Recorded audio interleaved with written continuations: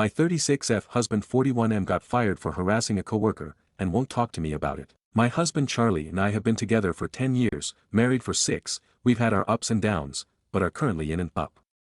He has never done anything like this in the past, so it came out of left field for me and I'm very much shocked and at a loss here. Charlie is a computer programmer and was a senior engineer at his former company, where he had worked for 4 years.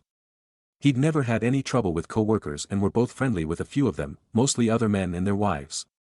On Friday of last week, he came home around 11 a.m. and told me he'd been fired. He was really upset and agitated, and I didn't want to push him about it, but he told me that they'd said he was harassing a coworker and was fired. The information I've been able to get out of him. The coworker is Beth, a junior engineer who he's never mentioned to me before. He said she's terrible at her job. Beth slept with a senior engineer we are both friendly with, Darren. Darren wasn't involved in the harassment, wasn't fired, etc. The company's lawyers were there and among the things they told him was that Beth could have pressed charges but chose not to. Something happened with her car, but he won't say what. His exact words were, there was something with her car. He was escorted off of the premises and is not allowed back in the building to get his belongings, and instead has to arrange with security to pick them up after business hours. As far as anything else goes, he won't give me any details. He isn't interested in seeing a lawyer because he says everything is legal. He has basically admitted to sending Beth some emails but won't say what they said or anything like that. I don't know if Beth sleeping with Darren had to do with it, but the fact that he gave me that detail makes me think it does. I'm not sure how it relates. Darren is a very nice, single man who is in his late 20s and approximately the same age as Beth. My mind is running wild here. Charlie has been depressed and withdrawn all weekend, won't talk to me about it, and won't talk much in general. I work remotely so I was home all day with him and he played video games all day and then went to bed at 6 p.m. The fact that he won't tell me anything and isn't interested in seeing a lawyer makes me think that it's bad, and makes me worry that everything is true and not just a misunderstanding or a small thing blown out of proportion. He has never been flirtatious with other women or cruel to them, and he's never said anything bad about other women engineers he works with. I don't know what to do here. My instinct is to be supportive of my husband, but I don't know what kind of behavior I'd be supporting. I don't want to run to his co-workers we know and ask them, since they're more our friends than my friends, and while we spend time together at get-togethers or bars, I'm not close with them. In an immediate sense, I don't know what to do about helping someone who is so depressed and won't talk to me. TLDR, my husband was fired for harassing a coworker and refuses to give me any details or talk at all since Friday. Top comments. Commenter 1. I would tell him you have to assume the worst if he won't be honest with you. I've gotta say he must have done bad shit to be escorted off the premises with no warning like that. Either he was hating on her and went over the top, or he tried to fuck her and went over the top, or he tried to fuck her and then hated on her. Edit. Reread. I'm guessing tried to fuck her, sent crazy emails and vandalized her car. He could easily still be charged criminally and or sued. Commenter 2. I've worked at larger companies and when they fire people, sometimes they are walked right out of the building. The reasoning is they don't want the fired person to make a scene and rock the boat. It's heartless in my opinion, but it does happen. Something tells me OP's husband did something terrible because lawyers were there and apparently the girl could have pressed charges. That is very unusual. My guess is OP's husband got jealous that Darren was sleeping with Beth and not him, as he had a crush on Beth for a while and he flipped out and went all nice guy on her. He mentioned there are emails, so there is evidence in writing as well. This does not bode well for OP. Commenter 3. Seeing as it got so far that he's been fired and he doesn't want to fight it, sounds like the allegations are probably true. The fact that he brings up Darren makes it seem like he's harassed her as a result of sexual jealousy. Does he usually shut down conversation on things? Does he usually keep things from you? I'd be very cautious about what he's hiding and what it means for you and your relationship, even if it's not sexual and it's just plain old harassment. Do you want to be with a grown man who harasses young women to the point he gets fired? Update. My thread was locked before I was able to respond to any of the comments, but I was able to read them this morning. I got up at 5:30 to go to the gym before work, and my husband was still awake playing video games. I presented him with the very good idea someone suggested of sending me an email with the details, but that it wasn't acceptable to shut me out of this situation, since it affects me too. His response was basically, the paperwork is in my car, go get it if you want to read it. I asked him to go get it so we could look at it together and he said, you're going to believe what you want anyway. All of this is unusual for our marriage because I'm a pretty patient person, I think. We went out to the car together and he got in his car, handed me the papers, and left. For about 2 hours I was panicked because I didn't know where he went, if he was okay, if he was thinking of hurting himself, but his mother texted me at 9 saying he was over there, asking me what happened, if everything is okay, etc. His parents live about 15 minutes away and I guess he told her he's going to be staying there. So, the paperwork. According to the paperwork, he sent her multiple harassing emails from anonymous email accounts. The emails are printed out and attached. He apparently did this while at work and they have been monitoring his user account for 3 months. The emails aren't sexual or romantic in nature and are all anonymous and about how she sucks at her job, wouldn't be there if she wasn't a woman, how she should quit before she gets fired, and how everyone in the office hates her. He made fake user accounts for his company's product that she works on and submitted bad reviews of her work. He also did this while logged in at work. He sent an anonymous email to her boss saying that she was sleeping with a senior engineer on another project. He put a gun catalog on the windshield of her car. I don't know what this gesture means, but I obviously understand that it was meant to be threatening. Unfortunately, inside was a subscription card that the company autofilled with his name and address. She also says she has been harassed for the same length of time, about 3 months, on Twitter. He only logged into one Twitter account that harassed her at work, so they can only say one was him. All telling her to quit her job, so, I don't know what to do now. This is all terrifying to me, and I feel so bad for this woman. I have no idea what this is all about. He works with other women engineers, and he has worked with male engineers who don't pull their weight, and he's never done anything like this. I would have bet $1 million that he'd never do anything like this. He's at his parents' right now and I don't know what my next move here could possibly be.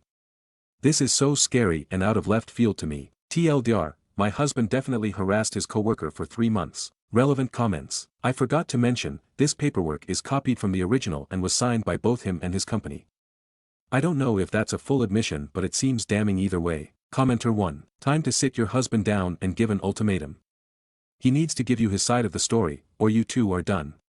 This is clearly a Jekyll and Hyde thing going on. Commenter 2. Your husband needs serious therapy. What you describe is absolutely abhorrent behavior. If he is unwilling to get help about this, or do anything to convince you that he understands how wrong what he did is, you should seriously consider getting as far away from this man as you can. What he did is evil. Stories number 2. Aita for moving in with my grandparents the same day my parents announced my mom's pregnant again. My parents had me, 17M, when they were 19, mom, and 20, dad.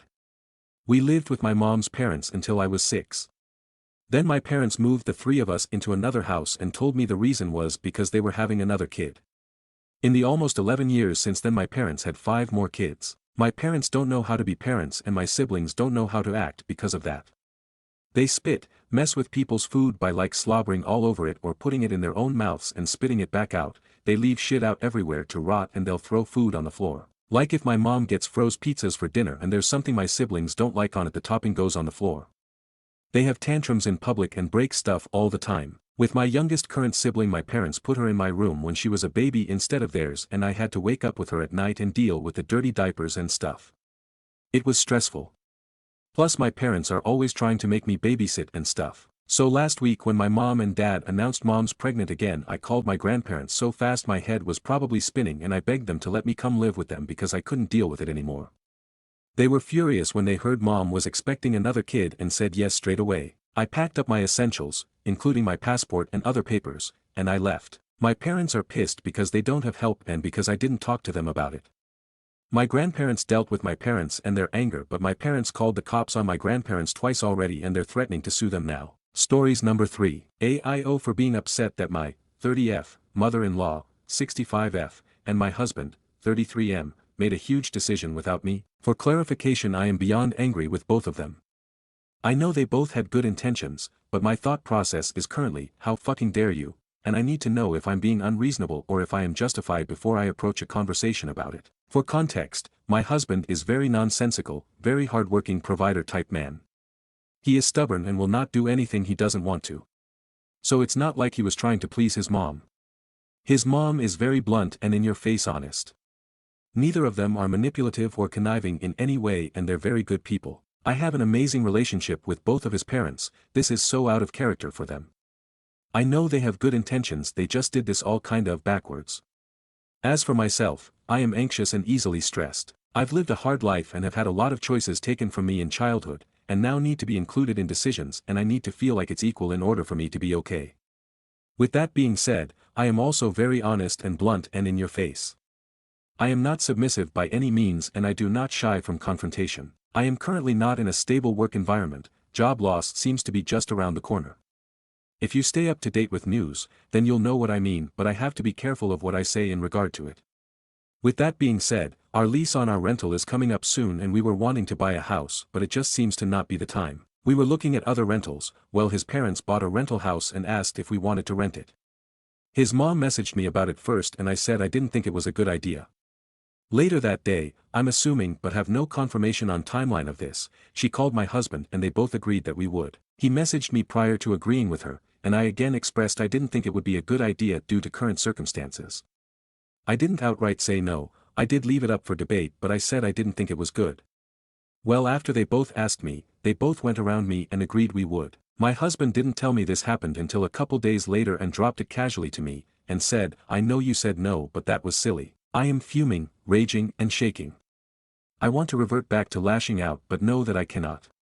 It has been 2 weeks and I have yet to get to a point where I can communicate healthily, but it needs to be addressed so I am going to try my very best tonight. Am I overreacting? I feel like I was told, you silly little girl, let the adults make the decisions, just sit down and be a submissive wife. Obviously that's not what was said, nor what he meant and I know they had good intentions but I am so angry I am finding it hard to focus on that. AIO for thinking it's absolutely insane to bypass me, leave me out of the conversation, and take my choice away entirely. In addition, how can I approach this in a way to which I won't destroy my relationship because at this point I'm feeling vindictive and petty and I don't want to hurt his feelings but also not entirely sure if I can bite my tongue once I let the dam loose. TLDR. Husband and MIL excluded me from a major life decision after I objected with valid concerns and made a decision to do it anyways. They had good intentions, but it's disrespectful nonetheless. How can I approach the situation in a healthy way and AIO for being this angry? Relevant comments, and OOP's response to them. Commenter 1, sounds like a conversation must be had. You are a partnership and with that, decisions should be agreed upon, or at the very least discussed. Is renting your MIL's place cheaper? Reply, it's more expensive which was a lot of my concern. Commenter 2, with potentially losing your job soon, I wouldn't be happy with his decision to rent something more expensive. I think ultimately you should speak with him and really see where his head was at. But also, he needs to understand that you need to be included in life decisions. Reply, that is the biggest thing for me, I may lose my job soon and taking an increase in rent, regardless of with his parents or not, is not a good decision. I have been independent since I was 15, it cannot be expected by anyone that if I lose my job, they'll help float us. I've already been looking to get out prior to losing my job, but the job market isn't great and I make good money so most jobs in my area would be a huge pay cut. It's better than nothing, but would come with lifestyle changes for sure. I know they both had good intentions of, it's better to be renting from them rather than a major corporation since they're family, but also, I needed to be privy to that conversation. I didn't outright say no, I said it wasn't a good idea and left it up for discussion but they decided to have the discussion and make the decision without me. Feeling very much like a child lol. OOP in response to a deleted user. It's not the renting from them that's the major life decision.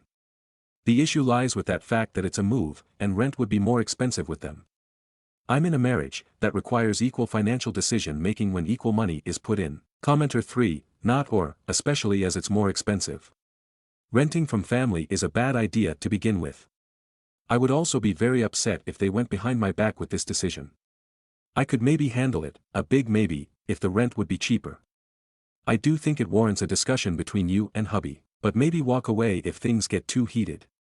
I don't know why your hubby thought increasing your housing costs would be a good idea with your job worries and the economy in general right now. Reply, yeah, it definitely isn't ideal but I have seen how good landlords they are for their other rental properties. I'm saddened that with my potential job loss we can't buy a house but timing is everything and it'll happen when it's supposed to. I'm not too keen on mixing family and housing, but honestly my concern isn't even that. It's the finances. I definitely agree a discussion with him needs to be had, but my shyness to that is not knowing if I can keep it together enough for it to be healthy communication. Luckily I do know when to walk away so I am definitely going to have to bank on that. Heading to my parents later to shoot my gun and hopefully burn off some anger beforehand. Wish me luck. Commenter 4, a home should always be agreed upon. You can still tell him you don't want to and ask him to look at other options with you. As where it may seem silly to him it is not to you. He might not realize your standpoint. Just be an adult and sit him down and be like hey, I get you think it's a good idea but I do not and lay out why you think that. I do feel like you taking this and feeling vindictive and petty is a little wild, but to each their own. I feel like your intro already says that he doesn't treat you like you should be submissive and knows your personality. Unless there is something else. Reply, he does not.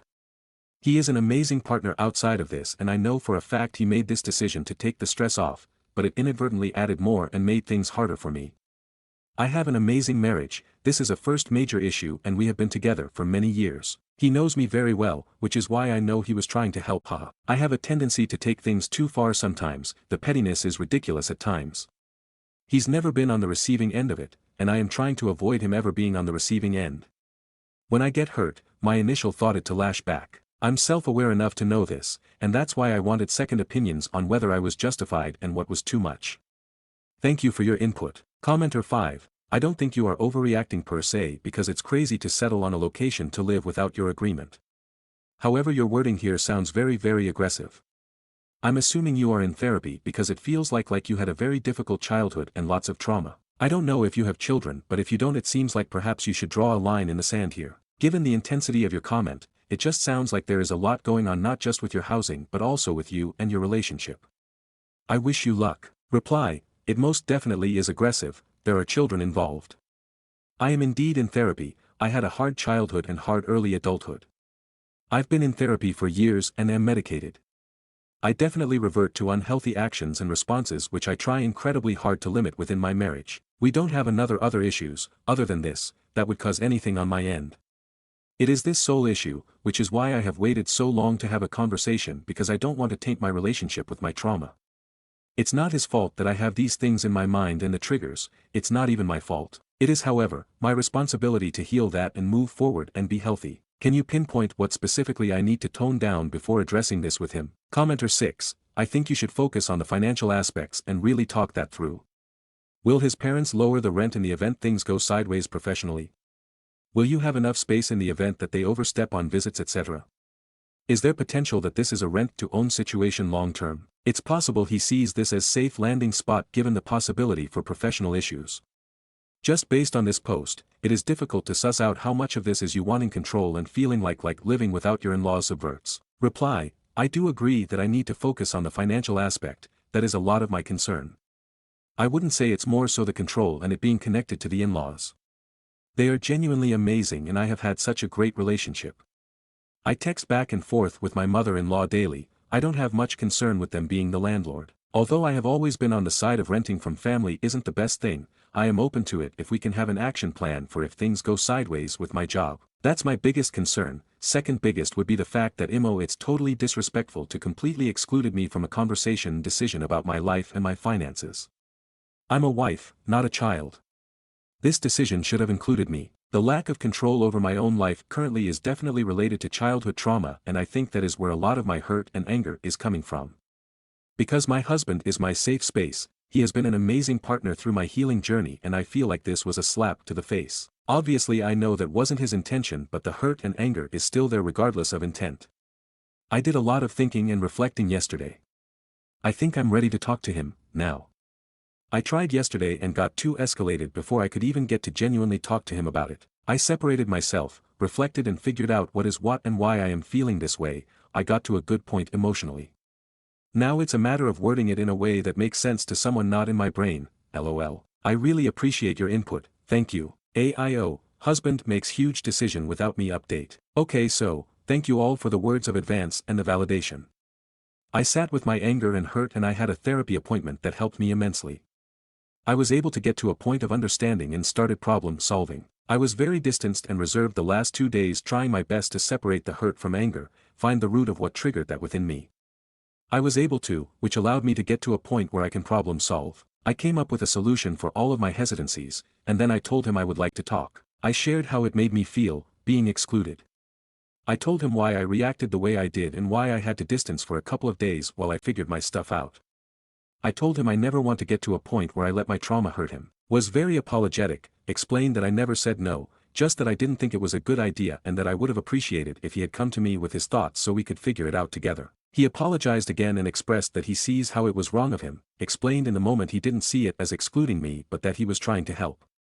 I validated that and let him know that I appreciated him trying to help, and that I am thankful for that, but that I need to be included in these decisions. I talked to Mil and apparently she threw the idea to him, to get his thoughts just like me, and she wasn't aware a decision had been made.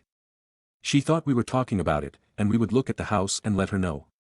He must have told me yes, we're moving, and told her he would figure it out and let her know. She said she would help me with getting the kids to school 30 minutes away for the last month of school so they don't have to switch school so close to the end of the year.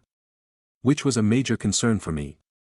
I feel reassured there, and very happy to know my assumptions of her not doing things to go around me were correct. I raised concerns of my potential job loss, to which he says, you can work part-time for a while to do your schooling and focus on getting the kids to and from, and it'll be fine. When you're ready, we can talk about you going back to work, but I see this as God giving us an opportunity to let you follow your dreams, and I want that for you. I want you to be free enough to do your schooling. My goal isn't for you to contribute equally. I will take care of us. You do what you want to, not what you think I want you to. We will be fine, if that happens. I cried, LOL. Overall, everything is okay and the world is not ending, and I was able to self-soothe and regulate by myself, which may not seem like much for a lot of people, but when I started my healing journey, I was told that I had no emotional intelligence or capacity to regulate. I have come so far, and being able to express myself in a healthy way was amazing. He commended that, said he sees how hard I'm working to heal my past and that he is so happy for me. My husband is my biggest supporter, always. He is an amazing partner to me, and I appreciate those of you who called me out on the pettiness. I feel validated by my person, my you all, and I feel better after talking. Looks like it's time to start packing. Have a great day, everyone. Thank you for everything. More relevant comments. OOP on if they excluded her on purpose. No, it's okay, that was more so for explanation of why it was a wall of text. It's a bad habit I have. I'm not upset at all. The only reason I am so sure that they didn't exclude me on purpose is because I talked to her and she said, you guys will have to come over and look at the house and let us know if you want to rent it or not, while we were talking about the house and the interior and whatnot. To which I replied he had said we were moving, explained what happened, and she said, oh, okay then. She was completely unaware of his decision, and she's not a liar or a manipulator. She is a very honest and blunt woman. So then later that night, I talked to him, and that's when I got his side, and he hadn't talked to her at all yesterday. So although I will never know 100%, the odds that it was intentional are very slim, and that's good enough for me. I have a bad habit of defaulting to negative assumptions and borderline paranoia that things are done for hidden meanings, when 9-10 I'm just looking too hard into it and creating false realities in my head and working myself up for nothing. Commenter 1, I am a therapist and I see the work you did. Amazing job. I'm also glad to hear your husband and Mil sound like good people. Reply, thank you so much, it was super uncomfortable and really hard, but oh my god, do I feel amazing and accomplished. This was my biggest step towards progress yet, excluding actually taking the step for getting help through therapy. They are both good people, their whole family are amazing. I am so blessed to have them and to have my husband as my biggest supporter. He danced with me in the kitchen and jumped up and down with excitement when we were talking about how well I was able to handle the situation. I am overjoyed with your validation as well, thank you so much. Commenter 2, seems like you were excluded on the decision, and when you pointed that out you were told, why do you think that now? Here's all the ways we can make this work for you and why it's the right decision.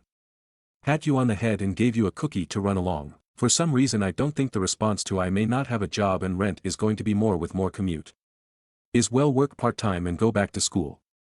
I see financial stress suffocating this marriage if you end up out of a job. Not my life though, so doesn't matter what wall you crash into. Reply, realistically, we can afford it if I were to lose my job. Do I want to lose that income? No. Would a part-time job cover the costs of bills? Yes. He cannot completely support us on his own, and if I didn't have a job altogether, we would be screwed.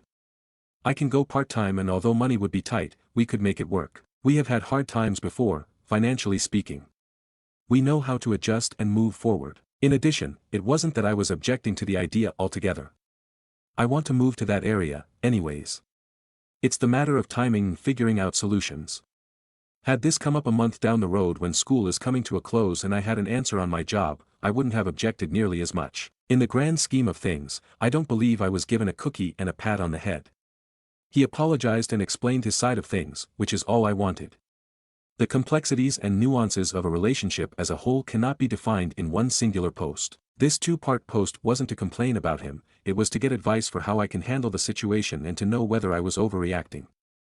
I did write some things in anger, but again I didn't know the full story at the time. I apologize if I misspoke or gave anyone the impression that my marriage as a whole is me being steamrolled or walked on.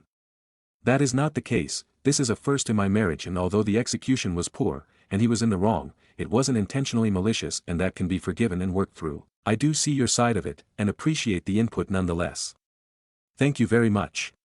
I hope this all doesn't come across as mean or angry. I was just hoping to clarify. Stories number 4. Aita for not supporting my partner's desire to be a Som when I supported my ex's desire to be a Som. I, 44M, have been dating a woman, 35F, for 2 years. I have 3 kids, 18M, 16F, and 14M, from a previous relationship. My girlfriend has none. We have discussed moving in together and starting to have kids, both of which I fully support. But, she is now indicating that she would want to be a Som. She mentioned it for the first time last week, and I guess I made some facial reaction. She asked me what was wrong and I downplayed it. Last night was our weekly date night. I was just completely honest with her about my feelings on it. I generally do not like either parent being SAH. I think parents who are SAH are high risk to lose themselves in their kids. I think it is generally better for kids to spend time around other kids who are not family. It creates a social financial dependence of the SAH parent on the other parent, and it can create guilt for the working parent if they express they are unhappy. She brought up the fact that my ex was Som for 8 years. I told her I was young and stupid and I would never agree to such an arrangement now. Plus, financially my ex being SAH made sense because she did not make enough to justify the considerable cost of child care. That is not the case with my GF, who is an engineer with a PhD. She brought up that we could easily afford to live our life on my income alone, which is true, but I still oppose it for the reasons I outlined. Well, as you can probably guess, she is pretty pissed off that I am completely opposed to the idea and our date ended on less than good terms. So, I am wondering if there is something I am missing. Aita. Comments. Commenter 1. What you're missing is that she isn't the one for you. Commenter 2. Honestly, your kids are grown. She is 35 and wants to just be a mom. Sounds like you have different wants and needs in life. Commenter 3. Mine are the same age as the kids and her too, with married a man 13, my senior. I don't think I could do it again this old. Update. About a month after my post, my, now ex-girlfriend and I spent the weekend together discussing all of our perspectives. She wanted to be a Som a minimum of 5 years. She emphasized she may decide she wants longer, but at minimum 5 years. I proposed a compromise of doing it for 30 months and then seeing where we are. That was not acceptable to her. So, I told her we are incompatible and should break up. She was upset but understood. Around Valentine's Day, she reached out to me and said she can compromise on the issue. I told her I thought it was best that we remain broken up. This past week I got a very angry text message talking about how, you wasted my time, you POS. I have officially blocked her. So, that is where things are. Comments. Commenter 1. I mean, this is for the best. There's guys out there that wants basically a Som and others that don't. There's little compromise on that, and she should find someone that wants to support her. It was never going to end at 30 months or 5 years. The goalpost will just move on and you both will resent each other. Good luck. Commenter 2. Now would be a perfect time for a vasectomy. Your other 2 kids will be 18 in a few years. Commenter 3. Never mind that her plan to take 5 years out of the game as an engineer would be intentionally self-sabotaging and make her very unemployable compared to others competing for any positions she would be half-heartedly applying for to re-enter the field. Stories number 5. 5 things that I learned when my husband left me for being infertile. We've been married for 2 years. Last year, I found out I'm infertile after trying for a baby but still no pregnancy for a year. I was so shocked and heartbroken. The day after, he sat me down and told me he wanted a divorce. He said he couldn't give up on having biological kids and that we should move on and find better suited partners. I was still grieving the loss of the future we had planned. I really wanted a child with him because I loved him so much. I couldn't sleep for a long time and was crying every day, but apparently, he had already made peace with leaving. In less than a week, he packed up and walked out. I never thought the person who vowed to love me in sickness and in health would decide I wasn't worth it anymore. I feel like someone ripped my heart out and left me here to bleed. I went to therapy because I couldn't sleep well and felt devastated. And here are the 5 things I learned and helped me crawling out of the emotional black hole. Let yourself grieve fully. Your life just changed in a way you never expected. Feel all of it, anger, sadness, disbelief, but don't let it define you. Rejection is redirection. Someone who truly loved you wouldn't leave when life got hard. Let them go. Your worth is not tied to your ability to reproduce. Infertility does not make you less than or undeserving of love. People show their true colors when things get hard. His exit says more about him than it does about you. Believe what people show you. Find a new purpose. Your future isn't gone, it's just different than you imagined. You still have a life to build, and it can be amazing. Books became my lifeline in all this. Here are some absolute must-reads that genuinely helped me went through this. Your Life is Not Over, It's Being Rewritten, Radical Acceptance by Tara Brach. This book helped me stop fighting reality and start making peace with it. Life didn't go as planned, but that doesn't mean it's over. No kid, so what? Highly recommend this if you're struggling to move forward. Understand Why People Leave So You Can Finally Let Go, Attached by Amir Levine and Rachel Heller. Ever wondered why some people run when things get tough? This book breaks down attachment styles and how they impact relationships. After reading, I saw exactly why he couldn't handle staying. Heal the Wounds of Feeling Not Enough, What Happened to You? By Oprah Winfrey and Dr. Bruce Perry. Instead of asking, "What's wrong with me?" this book teaches you to ask, "What happened to me?" It shifted my perspective on self-worth, trauma, and healing. Probably the most powerful book I've ever read on self-acceptance. Stop Chasing People Who Don't Choose You, Women Who Love Too Much by Robin Norwood. This book will slap you with the truth. If you've ever felt like you love harder than the people who leave you, read this. It's a life changer. You Are Not Broken, Even If You Feel Like It. The Mountain Is You by Brianna Wiest. This book made me realize how self-sabotage and unhealed wounds shape our pain. It helped me see that even though my life feels shattered, I still have the power to rebuild. One of the best self-healing books I've ever read. I won't pretend I'm okay yet, but I'm getting there. If you're going through something similar, I hope you know you are stronger than you think. Healing is brutal, but so is staying stuck. Keep going and you deserve a future filled with love, even if it starts with loving yourself first. Stories number 6. My husband lied about coming to help me while I was critically sick. I, 28F, have been married to my husband, 32M, for 3 years. We have a 1-year-old daughter together. Up until recently, I thought I could count on him when I truly needed him. But last week, he proved me completely wrong. I had been feeling off for a couple of days, fatigued, nauseous, just generally unwell. Then one morning, I woke up with a fever, chills, and a deep sense that something was really wrong. I was so weak I could barely get out of bed. Taking care of our daughter felt impossible. I called my husband at work and told him I needed him to come home. He promised he would. An hour passed. Then 2.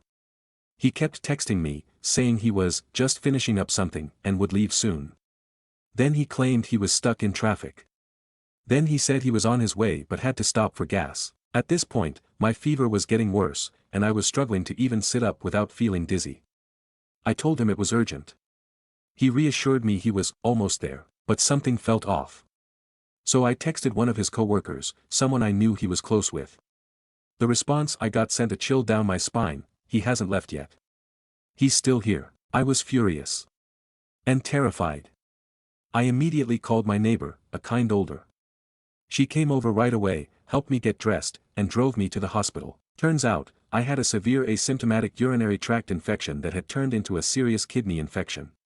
My heart rate was dangerously high, and the doctors told me that if I had waited much longer, I could have gone into septic shock. 2 hours later, while I was lying in that hospital bed, shaking from fever and hooked up to N4, my husband finally decided to show up. I didn't even want to look at him. He tried to explain, saying he didn't realize it was that bad and that he was just trying to wrap things up at work. But I can't get over the fact that he lied to me, over and over, while I was at home struggling to stay conscious. If my neighbor hadn't been there, I don't know what would have happened to me. I feel so betrayed. If he could ignore me in a life-threatening situation, what does that say about our marriage? About our future?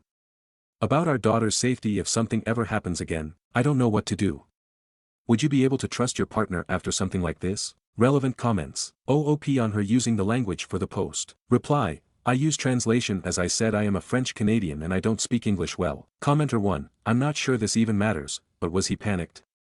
Did he come in realizing exactly how badly he screwed up? Was he terrified that something bad could have happened to you because he lied to you? Or was it just, oh sorry I didn't realize? It was the second, we'd be done. If it was the first, I don't know. Definitely gonna take a lot of work on his part to show that he is an honest, dependable partner who loves and cares for and will prioritize you and your daughter. And definitely counseling. Reply: he acts like nothing happened. No guilt, no remorse. He just keeps making excuses and minimizing everything. He even told me I should have just gone to the hospital earlier with my neighbor instead of waiting around for him. But the only reason I waited was because he kept telling me he was on his way. I also didn't want to leave my baby with my elderly neighbor unless it was absolutely necessary. Commenter 2, he has shown you he is, the decision is yours now. Is this a pattern or a one-off? Reply, you could say it's a pattern, although the previous times were for much less important things. He has often put his work, his family, etc., before us. Commenter 3, where was your daughter whilst all this was going on? Who was looking after her while you were bedridden? Reply, my elderly neighbor, but I didn't want to involve her unless it was absolutely necessary because of her age. Commenter 4, why are you still married to him again? I hope you have a backup plan. What advice would you give your daughter if she was going through something similar? Once you get better, I hope you start looking into getting a divorce. He has shown you that you are not a priority to him. Believe it. You and your daughter deserve better. Reply, it happened last week.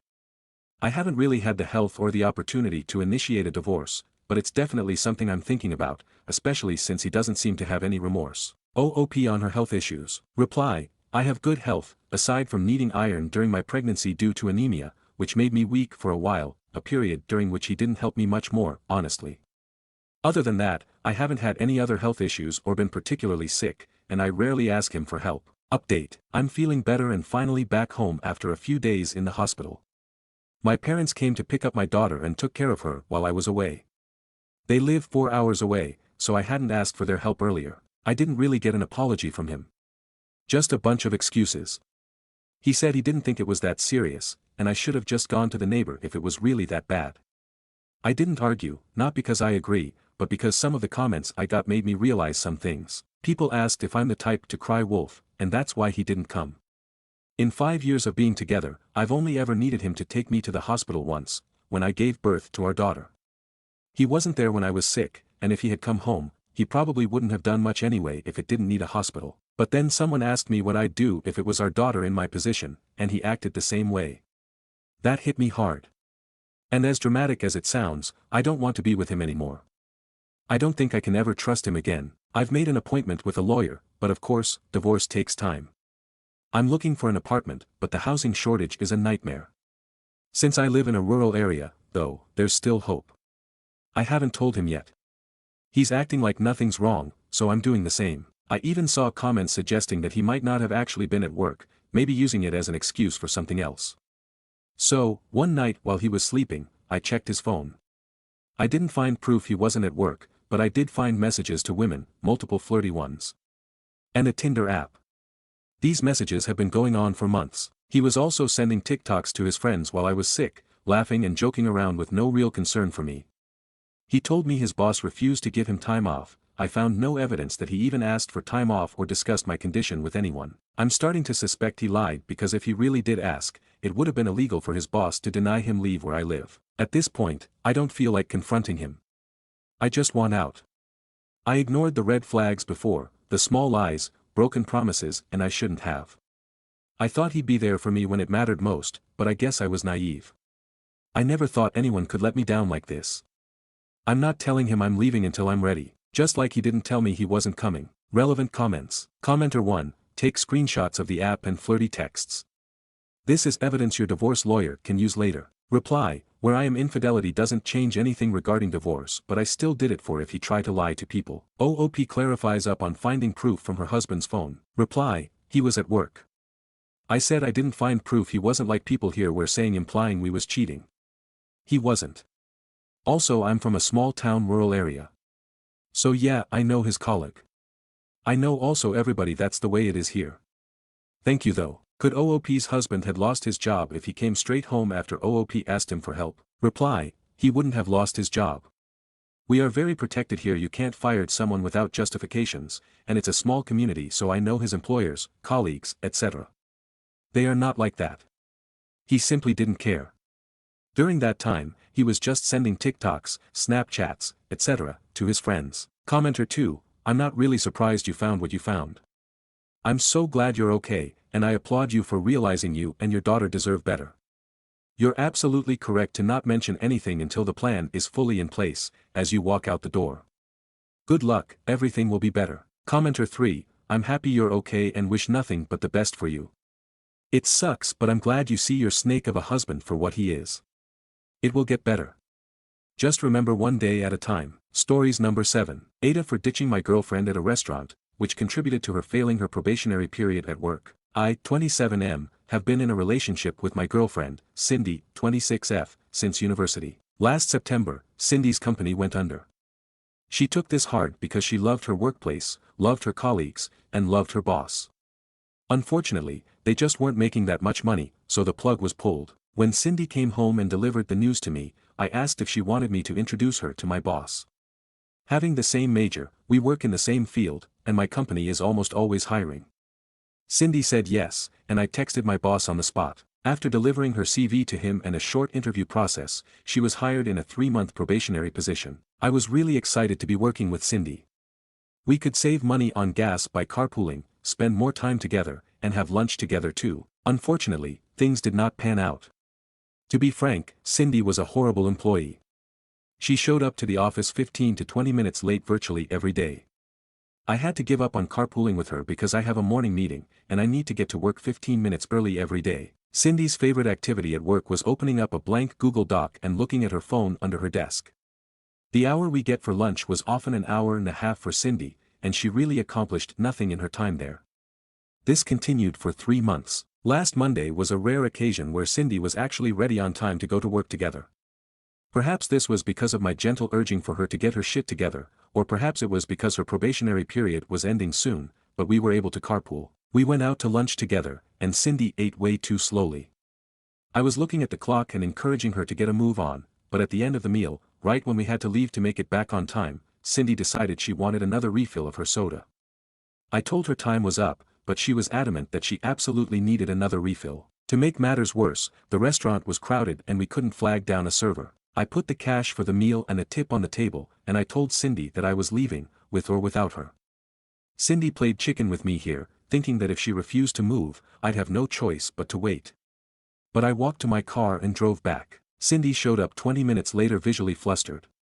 The restaurant was a 10-minute walk away, so I'm pretty sure she did end up getting her refill. She has been furious with me since. Last Friday, Cindy got her final judgment for her probationary period. Due to poor punctuality and general lack of direction, my company decided not to hire her for a full-time position. Cindy blames me. She says I made her late, and that I ruined everything. Last night, she asked how she was supposed to pay her part of her rent without a job, and I responded, yes, that's a good question. How will you be paying? This threw oil on the proverbial fire, and now she doesn't even want to fight about it anymore. Was I an asshole for what I did here? Update. Last week, I, 27M, talked about how my girlfriend, Cindy, 26F, blew her probationary period for the job I got her completely. She was chronically late, unproductive, and she took 90-minute marathon lunch breaks. She claims that I sabotaged her because instead of being late when getting back to work, I left her at a restaurant when she wanted another refill of her soda. Anyway, Cindy decided that she was going to take some time off of work for her mental health. Knowing that she had absolutely no savings, I asked how she was going to contribute to rent, groceries, and utilities, but Cindy said that wasn't my concern. I decided to be upfront and flat out tell her not to expect me to financially support her. She responded by calling me a low provider, whatever that means. It's also not right because I'm more of a no provider. I'm not into arrangements where I financially support a woman for companionship. At this point I knew that our relationship was basically over, but I decided that I'd stay in the apartment we rent for the next 2 months, as we have paid our rent in full until the end of May, and then leave. Then Cindy began taking steps to actively sabotage me at work. For example, last Friday, when I was getting ready for work, I couldn't find my shoes. After letting me look for them for 15 minutes, Cindy finally said that she washed them. I'm fairly sure Cindy has never washed anything other than a plate or her own laundry, but on Friday morning, she abruptly decided to wash my shoes. Right, they were soaking wet. I had to wear an old pair of Crocs that were 2 sizes too small to the office that day. On my way home, I bought new shoes and kept them in my car. Then Cindy began spamming me with texts during a meeting on Saturday, one I had told her I was having, saying there was a guy banging on our door. She insisted I needed to come home right away. I checked our Ring camera and saw nothing. When I texted her back saying so, she said it must have been the neighbor or something. It's worth mentioning here that I can see the neighbor's door on the camera too, and nobody was banging on it either. I got the picture of what was going on, and realizing the next escalation would be having my tires slashed or brakes cut. After work that day, I went back to our apartment, gathered my belongings, and left. Cindy naturally went off the rails, but I got out safely. Now I'm at my buddy's house for a few days until I can find a new living situation. Thank you for all the advice you gave me. I'm sure this can act as a cautionary tale in various ways. Unfortunately, I'm kind of out of it after all this drama, so I'll leave that part up to you. Stories number 8. Aita for not making any efforts to get my kids to like my mother's boyfriend. My 36M father passed away when I was 20, and my mother didn't cope well. She got better with time, but she didn't attempt to pursue another relationship until 15 years later. She has been dating Jim for 2 years. I don't hate Jim, but I don't like him either.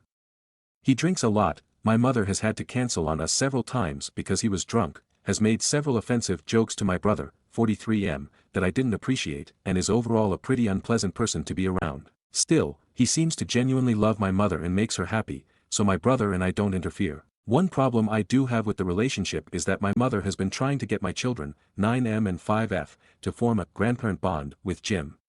He's also been trying to take on a grandfather role, which neither me nor my wife, 34F, want for the kids. They don't try to push boundaries too much, but we've had some minor arguments in the past. Anyway, my daughter had her first ever dance recital last December.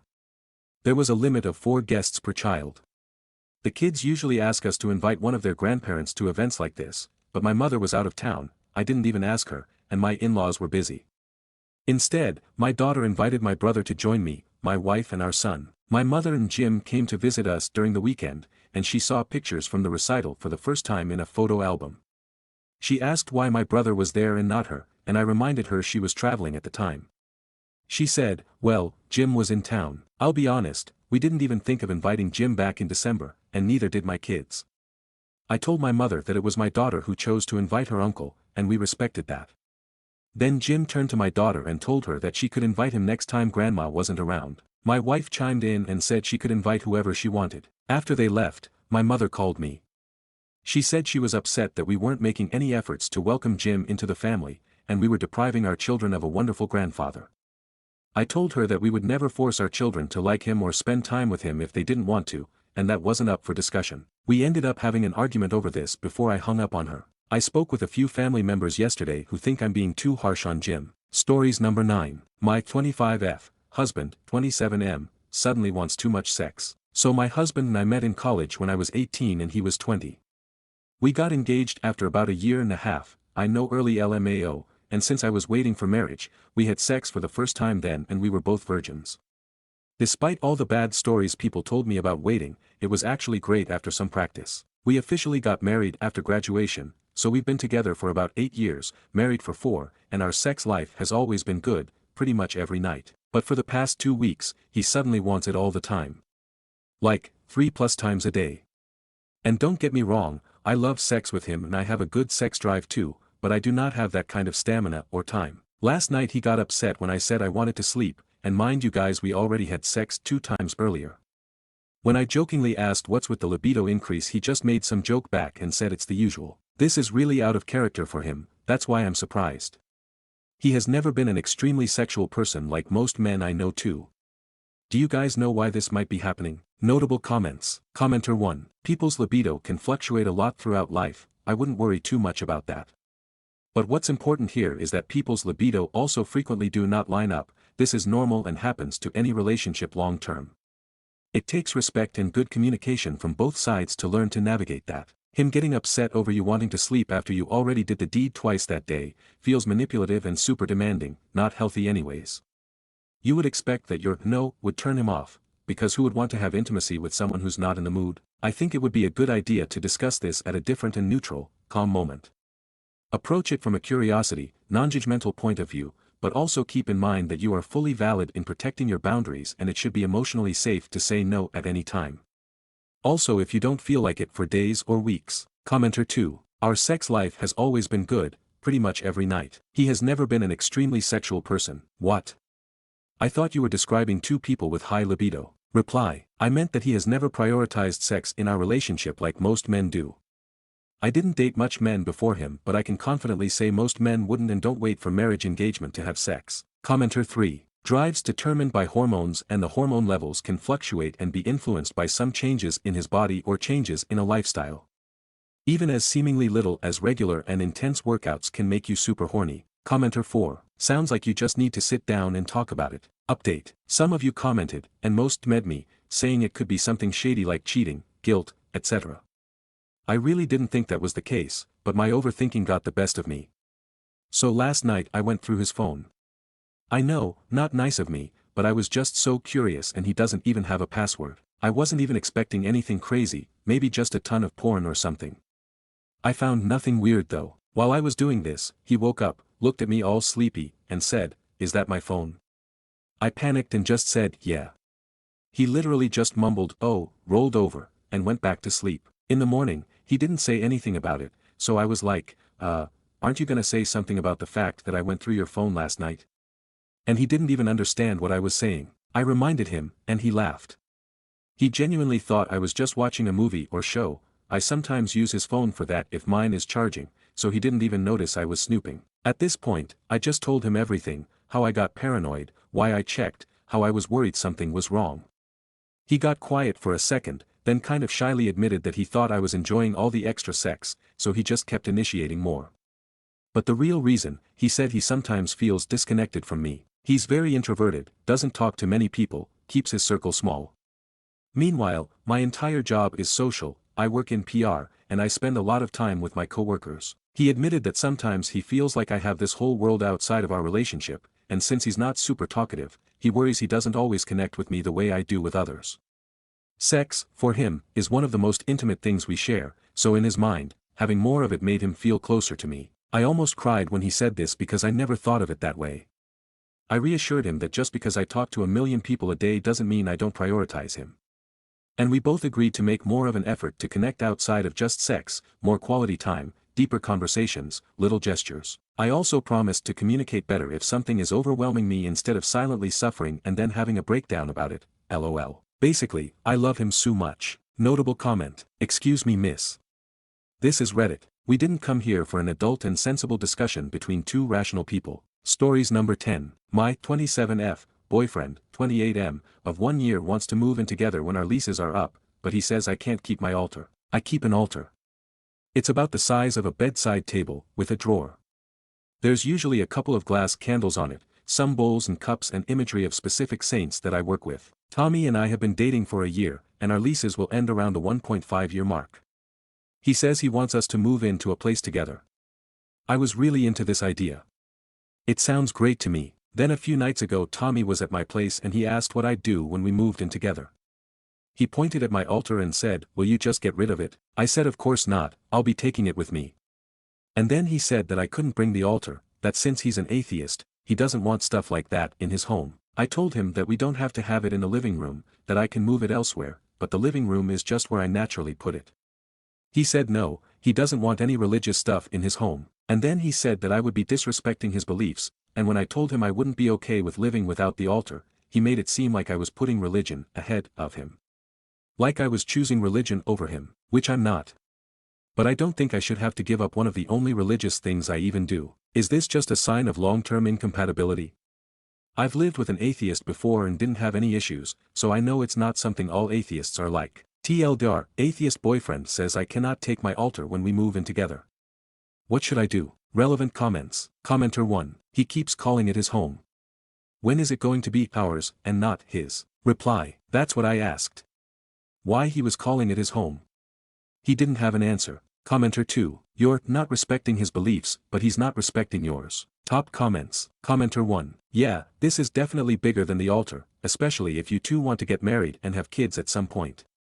If you haven't had those discussions, then you need to before you get any further with the moving in plans. But be clear with Tommy that you're not asking him to acknowledge the altar as religious or anything to do with him at all, so if he can't live and let live, he's the one putting his lack of beliefs ahead of you, and this probably isn't going to work out. Commenter 2. This needs to be higher up. Make a list of where, when and how religion is important influential in your life, like holidays, future children, Sundays, special diet, anything. Go over this list with him. What is his take on it? What does he want and expect?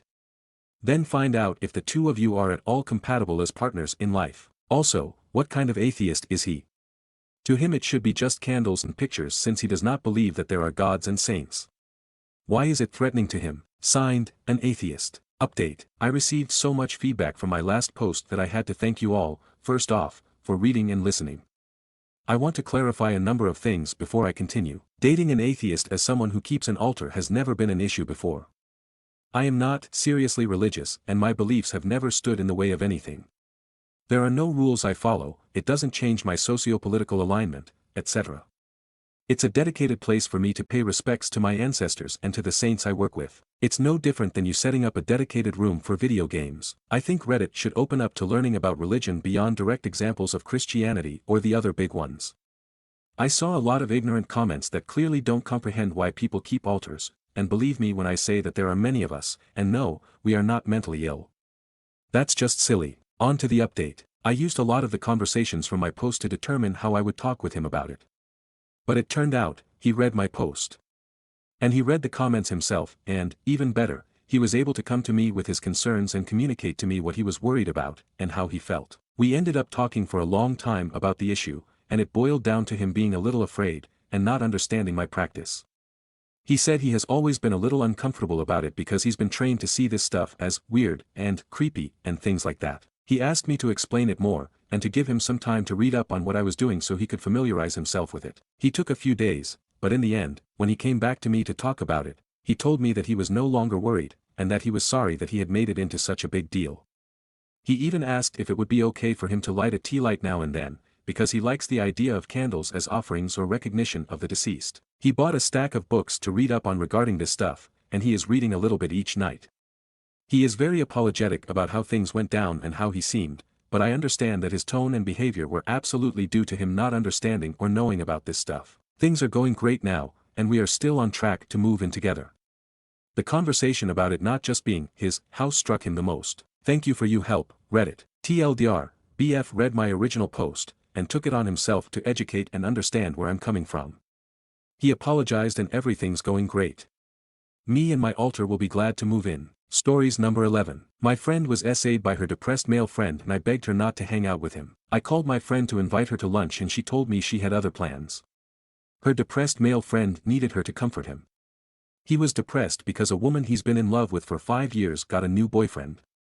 There were so many red flags about this man and I told her not to go to his house by herself. I had never met this man and all of the red flags I clocked came from my friend's stories of him in that one phone call. I tried to give her alternatives like taking a friend or hanging out somewhere public or not drinking with him.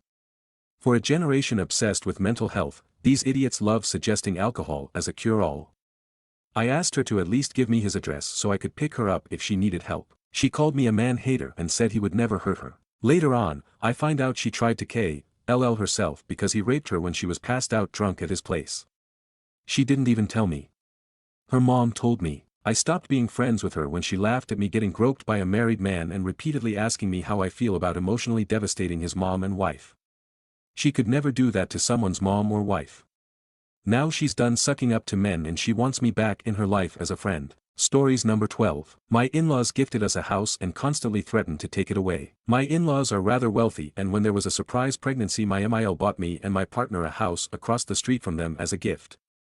They repeatedly said I'd pay no rent and the house would be ours. Trouble is FIL is a narcissist who demands everyone needs to rely on him or he throws tantrums and has hit my MIL in the past for disobeying him. Given the housing market and my dire need for a home I took the offer to find out at the signing he'd be putting his name on the house along with my MIL and me and my fiancé were excluded entirely. Almost immediately we were made to live in a ramshackle unfinished house he promised he'd fix up for us because he's a carpenter contractor.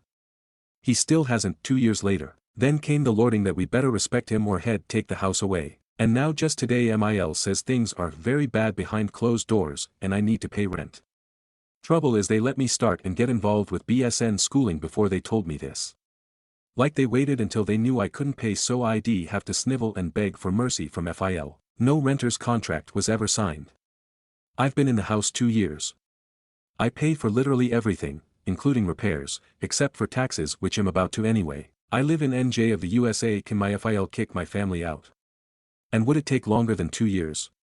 If I can ignore them for 2 years have the eviction take that long I can graduate and afford my own place. Being America, I assume it's perfectly legal to give someone something, make them dependent on you, and then pull it out from under you because you don't put your recycling out consistently enough. That's his reason for the rent. I hate to sound like a baby, but I need to know if I'm wasting my time here, since it's only a matter of time till he gets bored or angry and sells the house out from under us. Stories number 13. Aita for ditching my girlfriend at a restaurant, which contributed to her failing her probationary period at work. I, 27M, have been in a relationship with my girlfriend, Cindy, 26F, since university. Last September, Cindy's company went under.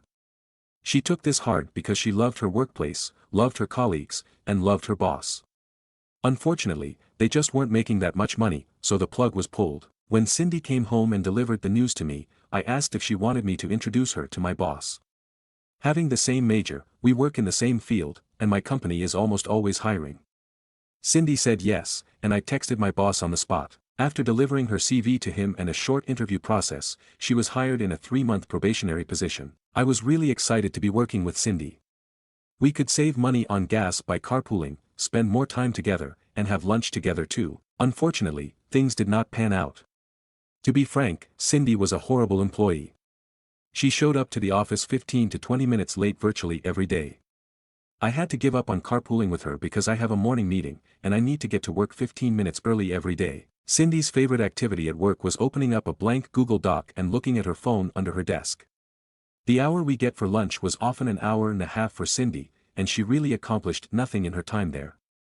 This continued for 3 months. Last Monday was a rare occasion where Cindy was actually ready on time to go to work together. Perhaps this was because of my gentle urging for her to get her shit together, or perhaps it was because her probationary period was ending soon, but we were able to carpool. We went out to lunch together, and Cindy ate way too slowly. I was looking at the clock and encouraging her to get a move on, but at the end of the meal, right when we had to leave to make it back on time, Cindy decided she wanted another refill of her soda. I told her time was up, but she was adamant that she absolutely needed another refill. To make matters worse, the restaurant was crowded and we couldn't flag down a server. I put the cash for the meal and a tip on the table, and I told Cindy that I was leaving, with or without her. Cindy played chicken with me here, thinking that if she refused to move, I'd have no choice but to wait. But I walked to my car and drove back. Cindy showed up 20 minutes later visually flustered. The restaurant was a 10-minute walk away, so I'm pretty sure she did end up getting her refill. She has been furious with me since. Last Friday, Cindy got her final judgment for her probationary period. Due to poor punctuality and general lack of direction, my company decided not to hire her for a full-time position. Cindy blames me. She says I made her late, and that I ruined everything. Last night, she asked how she was supposed to pay her part of her rent without a job, and I responded, yes, that's a good question. How will you be paying? This threw oil on the proverbial fire, and now she doesn't even want to fight about it anymore. Was I an asshole for what I did here? Consensus, not the asshole. Commenters believe she did it on purpose, so he is at fault if she gets fired. Notable comments. Commenter 1. This is going to sound crazy, but she may have been intentionally dense about getting back from lunch on time, knowing that OP would leave without her. He's already set the precedent that he won't be late to work for her with the morning carpools, and then using that to blame him for failing instead of herself. With how she acted at work, she might still actually be self-aware enough to realize she wasn't going to be kept on, so this could have been a plan to guilt OP into not pushing her too hard about the rent. It sounds like they live together. I know that seems a bit nuts, I've just known some really manipulative people that I could see doing exactly that scenario. Reply. I didn't even recognize this as a possibility at the time, but it actually sounds likely now that you say it. I honestly don't understand how any reasonable person would expect to pass the probationary period to a job after being chronically late and screwing around on Instagram all day at work. Commenter 2, NTA. Your girlfriend failed her probation all by herself through consistent unprofessional behavior. You even got her the job in the first place. One 20-minute tardiness incident didn't tank her employment, the daily 15 to 20-minute lateness, extended lunches, and phone browsing for 3 months did. She's looking for someone to blame because it's easier than taking responsibility. You leaving her at the restaurant was just the natural consequence of her poor time management. She gambled that you'd enable her behavior and lost. The fact she's now trying to guilt you about rent is manipulative. She had 3 months to prove herself and consistently chose not to. Her employment status is 100% on her. Time for her to learn some accountability and stop blaming others for her failures. Commenter 3. Guess you found out why that company went under NTA. Reply. Honestly, yeah. I kind of understand now why she loved her old company so much. I probably should have seen the signs earlier too. Despite both of us starting work at 9 o'clock, and her old company being farther away than mine, I cannot recall a single day that she left after me. Even one time when I was running very late due to stomach issues, I distinctly recall leaving at 9:05 with Cindy still doing her makeup. Update. Last week, I, 27M, talked about how my girlfriend, Cindy, 26F, blew her probationary period for the job I got her completely. She was chronically late, unproductive, and she took 90-minute marathon lunch breaks. She claims that I sabotaged her because instead of being late when getting back to work, I left her at a restaurant when she wanted another refill of her soda anyway. Cindy decided that she was going to take some time off of work for her mental health. Knowing that she had absolutely no savings, I asked how she was going to contribute to rent, groceries, and utilities, but Cindy said that wasn't my concern. I decided to be upfront and flat out tell her not to expect me to financially support her. She responded by calling me a low provider, whatever that means. It's also not right because I'm more of a no provider. I'm not into arrangements where I financially support a woman for companionship. At this point I knew that our relationship was basically over, but I decided that I'd stay in the apartment we rent for the next 2 months, as we have paid our rent in full until the end of May, and then leave. Then Cindy began taking steps to actively sabotage me at work. For example, last Friday, when I was getting ready for work, I couldn't find my shoes. After letting me look for them for 15 minutes, Cindy finally said that she washed them. I'm fairly sure Cindy has never washed anything other than a plate or her own laundry, but on Friday morning, she abruptly decided to wash my shoes. Right, they were soaking wet. I had to wear an old pair of Crocs that were 2 sizes too small to the office that day. On my way home, I bought new shoes and kept them in my car. Then Cindy began spamming me with texts during a meeting on Saturday, one I had told her I was having, saying there was a guy banging on our door. She insisted I needed to come home right away. I checked our Ring camera and saw nothing. When I texted her back saying so, she said it must have been the neighbor or something. It's worth mentioning here that I can see the neighbor's door on the camera too, and nobody was banging on it either. I got the picture of what was going on, and realizing the next escalation would be having my tires slashed or brakes cut. After work that day, I went back to our apartment, gathered my belongings, and left. Cindy naturally went off the rails, but I got out safely. Now I'm at my buddy's house for a few days until I can find a new living situation. Thank you for all the advice you gave me. I'm sure this can act as a cautionary tale in various ways. Unfortunately, I'm kind of out of it after all this drama, so I'll leave that part up to you. Notable comments. Commenter 1. Thank you for the update and good luck during this transition.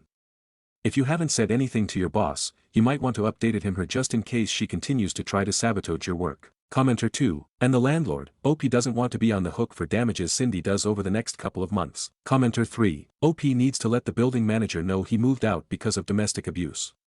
Many places now have it where you can break a lease without penalty if leaving an abusive relationship. They also need to let them know they've left in case the ex decides to destroy the place and leave him on the hook for everything. Commenter 4. Jumping onto this to say that in my state, anyone with an active restraining order can, by law, break any lease at any time, with no notice and no penalties, regardless of what's written in the lease. I'm not sure that OP would be able to get an RO just yet, as terrible as that sounds, cause it definitely sounds like he could use one, but it's something to keep in mind, should things escalate further. Commenter 5. Turns out she put more effort into sabotaging OP than she ever did into that job. Commenter 6. Some HR departments have safety plans for domestic abuse.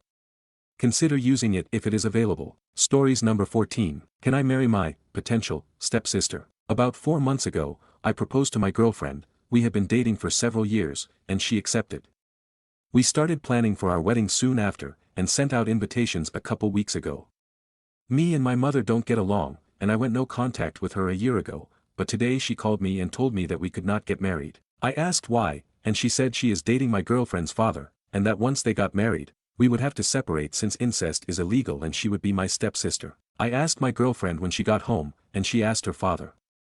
It turns out that they have been dating for almost a year now, and although he has known me for several years, he didn't realize he was dating my mother because my mother has the last name of her most recent husband. She's been married 5 times. I was fathered by her second husband.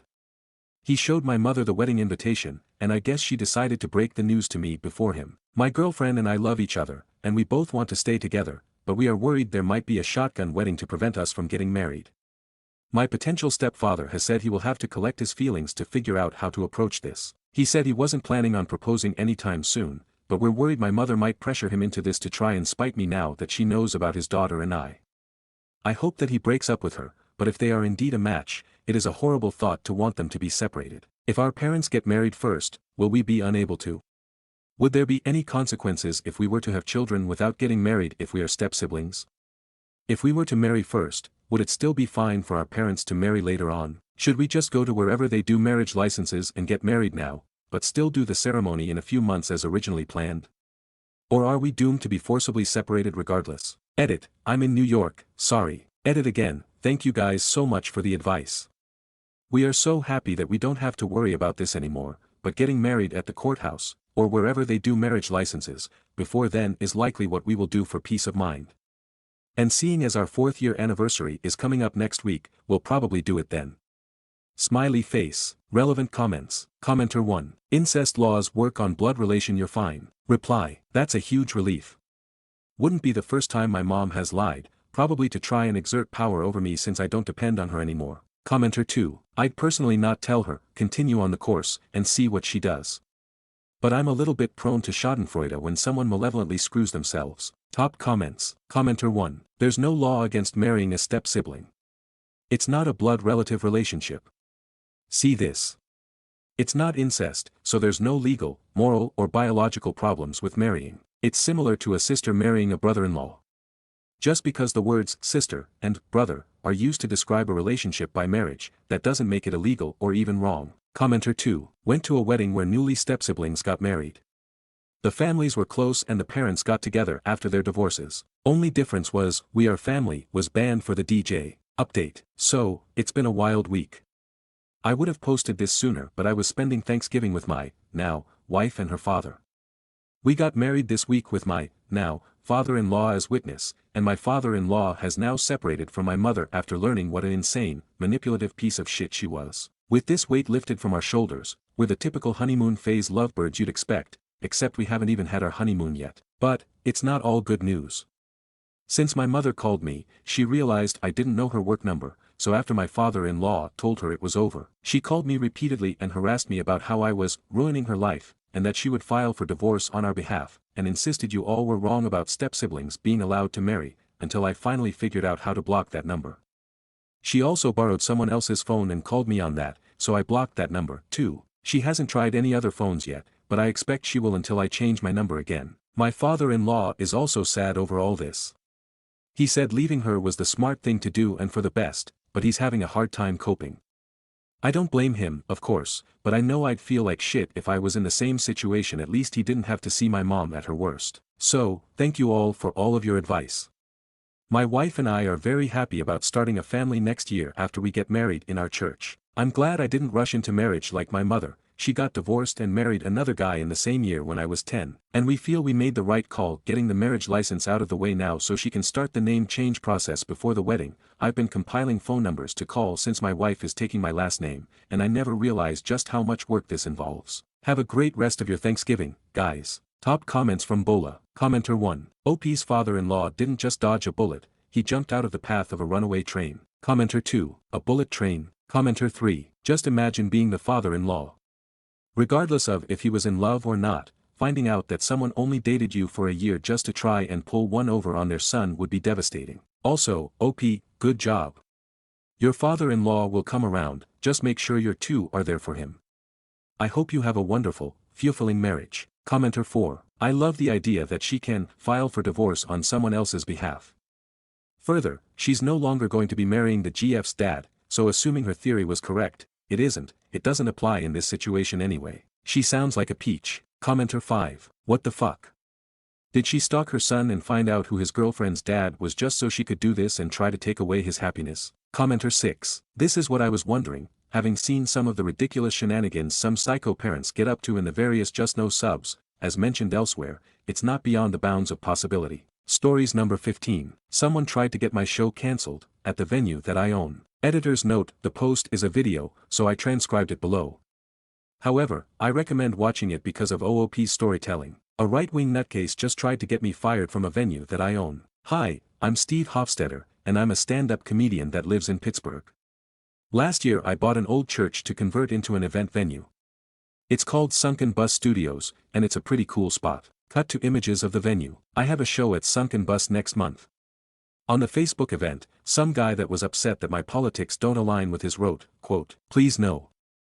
Facebook comment from Chad, redacted, and OOP's reply show on screen. Because I cannot leave well enough alone, I replied and said that they should reach out to the owner and tell them not to book me. My fans knew why this was funny, and so did everyone else in Pittsburgh who saw the tons of media coverage that we got when I opened up the venue. Articles show on screen, but you know who didn't. Chad. Last night, Chad called the venue pretending to be me and told them I was canceling my show, and he did it in the most convincing way possible. If only I had a recording of that voicemail. Cut to recording of Chad's voicemail playing, number covered by OOP, left at 9:55 p.m. Chad, hi, yeah, I couldn't get a hold of anybody, but this is Steve Hofstetter, I'd like to cancel my show. Editor's note sounds like he's asking a question, please, just get back to me. Back to OOP. Let's ignore that he called without blocking his number. Let's ignore that he called at 10 p.m. Let's ignore that his voice sounds like someone's drunk aunt doing a poor Norm Macdonald impression while melting. Let's ignore that he had absolutely no plan if someone called him back. In case his message wasn't convincing enough, he called again from the same number, 30 minutes later, with the same melty voice, pretending to be a concerned patron of the establishment. Cut to second voicemail recording from Chad. Chad, apparently I can't get a hold of anybody. Please. Cancel Steve Hofstetter. Pause, thank you, or I'll come down on you. Cut back to OOP. Flawless, Chad, and, I know that's your real name because even your parents knew what you'd become. That's not how any of this works. First of all, someone existing in your city that doesn't share your political viewpoints isn't something that you can or should even want to control. Especially in Pittsburgh, a city with a progressive mayor, a progressive congresswoman, and that was widely credited for giving Joe Biden Pennsylvania. Second, and more importantly, none of that matters. Even if this were a deep red area and I didn't own the venue, you cannot cancel one of my shows. Cut to footage from several of OOP's shows. I'm not problematic, I sell a ton of tickets, and if you were looking for an industry that agreed with your dumb views, you're not going to find it in the arts sector. Editor's note can confirm. But I do own this venue. And not as an investor or a partial owner. I own 100% of it. You just called the people that I employ and asked them to fire me. Chad, I have no interest in you coming down on me, which gives me something in common with every woman ever. But if you try anything, I have your full name, your phone number, your address, and a recorded threat, which is punishable by up to 5 years in federal prison. But instead of ruining your life, I'm just going to make this video laughing at you and move on. I'm a well-adjusted adult, and I can stomach living in the same city as someone who doesn't agree with my politics. Or literacy. Or sobriety. Or therapy. To everyone else, I'll see you at a show soon. Dates, locations and tickets on my website, as always. Sum of comments. Commenter 1, how dare you not fire yourself? You should know that Chad owns Pittsburgh. Reply, I did fire me. But then I sued me for wrongful termination and had to hire myself back. Commenter 2, dear Reddit, I'm Steve Hofstetter. Can you please take down this post? Reply, no it's not me I swears it. Commenter 3, this is Steve Hofstetter's dad, Dad Hofstetter. I can with 100% certainty say that the poster above me is Steve Hofstetter. Please take down this post. Reply, my dad died 10 years ago. So this comment really hurts, because it means he faked his own death and he's been here the whole time. Commenter, what did your employees say when they heard the voicemail? That must have been hilarious. Reply, oh, the director of operations is the one who heard it and sent it to me. I'm not sure which one of us enjoyed it more. Commenter, wow, seen a lot of your stuff on IG and enjoyed it, didn't know you lived here and started your own venue. Pretty cool. I'm just confused by this video. All you show is that this guy commented, please no, on your page and then drunk dialed you twice. He clearly seems like he's dealing with some personal issues. I have sympathy for him. I don't understand what this has to do with politics at all. Reply, thanks. He's posted more than just the one comment, and people's profiles are often public. He is dealing with personal issues. We all are. Doesn't mean it's okay for him to do anything he did. This is all rage marketing and you're getting bots to pump up these posts. Several comments like these were upvoted. Reply, arg. People like you are exhausting. I'm a content creator. All the content I post is marketing. I posted it on our stand-up comedy and our Don't You Know Woyam because it fit those subs. People there suggested I post it on our Pittsburgh, too, so I did. I haven't posted it anywhere else, and it didn't get removed anywhere. You're making that up. You're welcome to not enjoy this. You're welcome to downvote it. Lying about it is really weird. And thinking everyone who agrees with you is like-minded but everyone who disagrees with you is a bot is even weirder. OOP ads. Update post. Tons of you replied suggesting that we send him tickets, name something after him, etc. So we have added the Chad chair as a permanent fixture at Sunken Bus, a chair pointed at the corner of the room that disruptive audience members will be told to sit in if they can't behave themselves. They will be given the option, leave or shut up and sit in the Chad chair. We are getting a nameplate made for it and everything. Thanks for the inspiration, Redditors. Sum of comments. Commenter 1, have an elaborate dunce cap made. Reply, an elaborate Chad hat. Commenter, amazing lol I'm going to be rowdy and stupid just to take a selfie in that chair next time I go smiling face with sunglasses. Reply, good point. We will also confiscate phones before you go to the chair. Commenter, do they have to wear a mega hat while in the chair? I loved your original post so much don't get mad, just roast your enemies on Reddit. Reply, they don't have to, but they probably will anyway. But also, Sunken Bus has protest murals on both sides of it that purposefully incorporate the colors of the rainbow. We're not the venue MAGA people want to come to. Commenter, YouTube keeps recommending me your dealing with hecklers videos and at this point I think I'd be disappointed if I came to one of your shows and found it wasn't just that for an hour straight. Reply, hi it isn't though. That stuff just gets eyeballs. I get heckled maybe 5% of the time. I just perform a lot and film everything. And one more response from OOP to people saying it's all fake. Yes. It's all made up. I created a fake Facebook page with years of posting history. I then posted from that Facebook account on my event page several times, then I made up multiple voicemails from him where the voice sounds like a drunk old man. Then I posted it in another subreddit knowing that people would recommend I post it here also. All that is much more believable than someone stupid doing something stupid. Stories number 16. My dress is not what I wanted and I am heartbroken, but there's a twist. Title, my dress is not what I wanted and I am heartbroken. In the beginning, my dress was not very important to me. I looked at literally thousands of dresses and none of them moved me in any way. Eventually I found a wedding dress that I liked just fine and was super affordable. Great, done. But then I saw the dress. The design was incredible, truly a dream and exactly my style. The colors were fine, but what I really wanted was the dress in magenta. The original designer said they could not make it in magenta. I want to pause here. Thinking about getting to wear this dress in this color was indescribable. I felt like I was going to look like the most beautiful and true version of myself. I am fat, tattooed, and older. I never thought I'd get to have that feeling on my wedding day. I was connected with a local well-respected wedding dress designer. We went over the inspiration dress and I made it clear that I needed a couple key changes made to the bodice, and obviously I wanted it in a specific color, but I wanted the skirt to be as close to the inspiration as possible. The skirt is lush and full and has a ton of movement to it. It's really the pillar of the whole dress. She sends me a sketch and a contract. The sketch was fine. It was kind of lacking significant detail, which I thought was fine because I had given her 10 photos and had gone over the details about what I wanted when I met with her. I asked for a couple small changes, which was fine, and she updated the drawing and the contract. I signed the contract and paid the deposit. The original inspiration dress was $1.8 thousand. Her initial quote to me was $3-3.5K. Final quote was $4.5 thousand plus tax. Nearly $5,000. I had originally planned to pay $400, so this was a huge change. My FMIL graciously offered to pay for it because she also never got to have that feeling. She got married in her older sister's graduation dress. She wanted me to have this. This was in July. She said we would do the first fitting around Halloween, so I reached out around then and didn't hear back for a week plus. She asked if we could do the first fitting around Thanksgiving and I said sure. Thanksgiving comes and goes and in early December she says we can do the first fitting the first week of January. At this point I'm worried but cautious. In the first week of January, I go to the fitting and I am relieved to see that the color is exactly what I wanted. Magenta means a lot of different things to different people. I put the dress on and it was fine. It wasn't great but I couldn't really put my finger on it. There was some adjustments that needed to be made, and I thought that would fix it. The photo on the left is from this fitting, hence the blue sash standing in place of the final pink sash and the random pins. I had my second fitting last night and it fits beautifully. But, again, it still felt off. On the way home I went to reference the original sketch, contract, and inspiration photos and immediately felt gutted. The skirt is significantly different than the inspiration. The full, lush skirt that I wanted is deflated and heavy. My full gown is, at best, an A-line dress.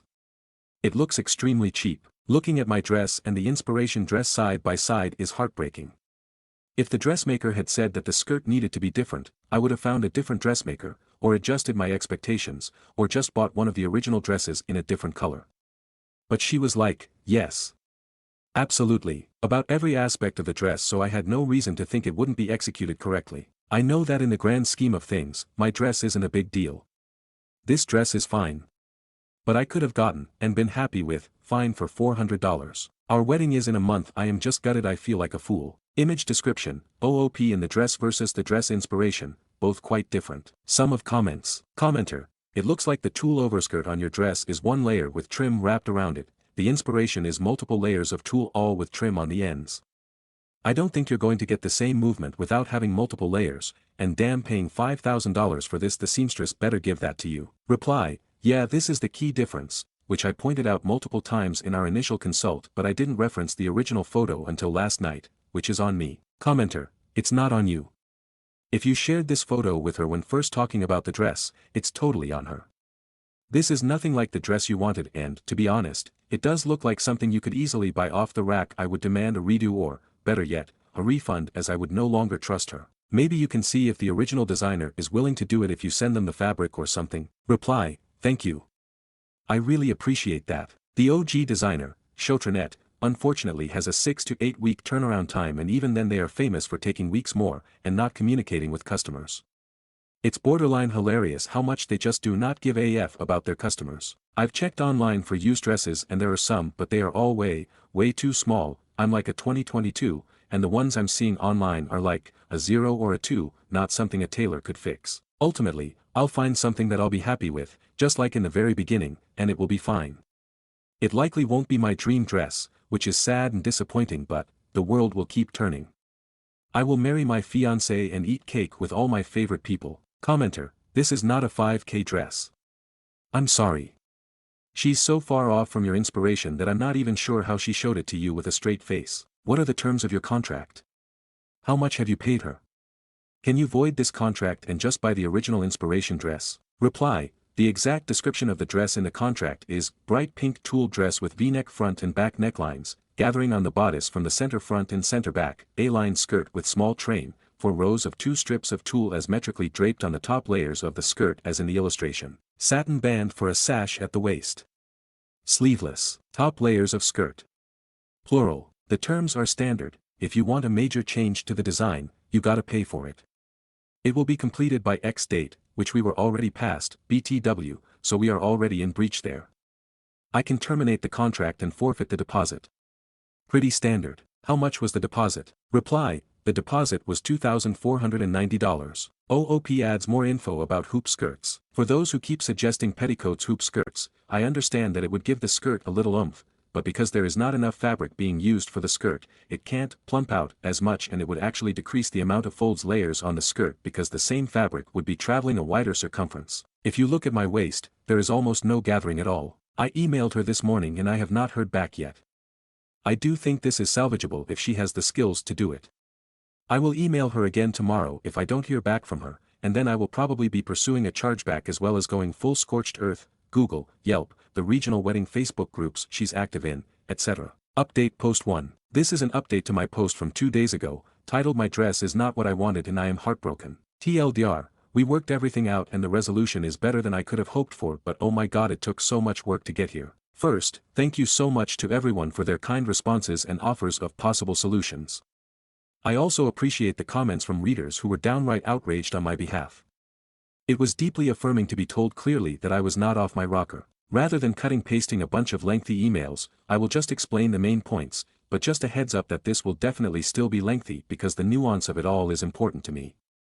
As I mentioned in my comments on the post, I emailed the dressmaker first thing Wednesday morning and explained the following. It is very clear that we are on totally different pages about what I wanted. I proceeded to explain, in depth and with specifics, what was missing, with pictures. I also explained that what was missing from my dress was represented in the contract and the sketch she provided. My hope is to fix this with her. She did not reply during the day, so to cover my bases, I texted her Wednesday evening that I had emailed her, and was hoping to hear back by Thursday EOD. She texted me back right away and said that she had seen my email, but was out of the office for the day and would reply first thing Thursday. Yesterday, she emails me back. She says the following: "Yes, we are obviously on different pages." She clarified what her understanding of my expectations were. Essentially, I had mentioned a champagne-colored dress she had made that was somewhat akin to what I wanted. It was all tulle, and it had a somewhat similar bodice to what I was looking for. Working with tulle is a specific skill set, so I was keen to approach her about doing my dress because of the champagne dress she had made previously. She took this to mean that I wanted her to make me a slightly different version of the champagne dress. I do not know if I believe her.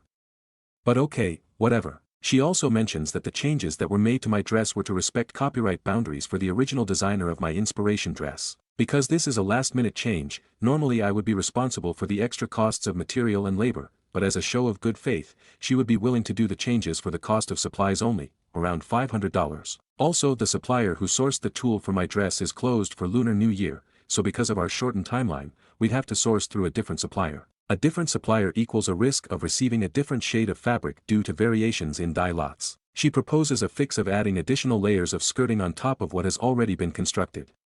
She draws an example and sends it to me. The example is not clear. As we already know from her original sketch, rendering an example is not her strong suit. It looks like there would be a handkerchief hem. Editor's note: OOP attached the sketches in a comment but I couldn't include due to length of post. Oh my god, I do not, under any circumstances, want a handkerchief hem. I immediately reply and ask for clarification: would there be a handkerchief hem? She immediately replies and says no. I breathe a sigh of relief. Thursday afternoon, I reply to her email. I explain. My original intentions and expectations were for her to make an amended version of the inspiration dress I brought to her. The only overlap between what I wanted and her champagne dress was the material, and a similar bodice. I wanted a very dramatic skirt with layers and movement. I understood at our consultation that adding that amount of volume may result in bulk at the waist where all the layers were sewn, and that there was a possibility we may have to deflate the skirt slightly, or use a crinoline, or a hoop skirt, to get that amount of volume. I was fine with that. At our original consultation, we talked about changing the bodice of my dress to be different from the inspiration dress. This was to respect the copyright boundaries of the original designer, and was something that I was 100% on board with. We decided to change the bodice so that it was a V-neck with gathering starting from the center waist at the back and at the front. This is what is in our contract. This is not, however, what she actually ended up making for my dress.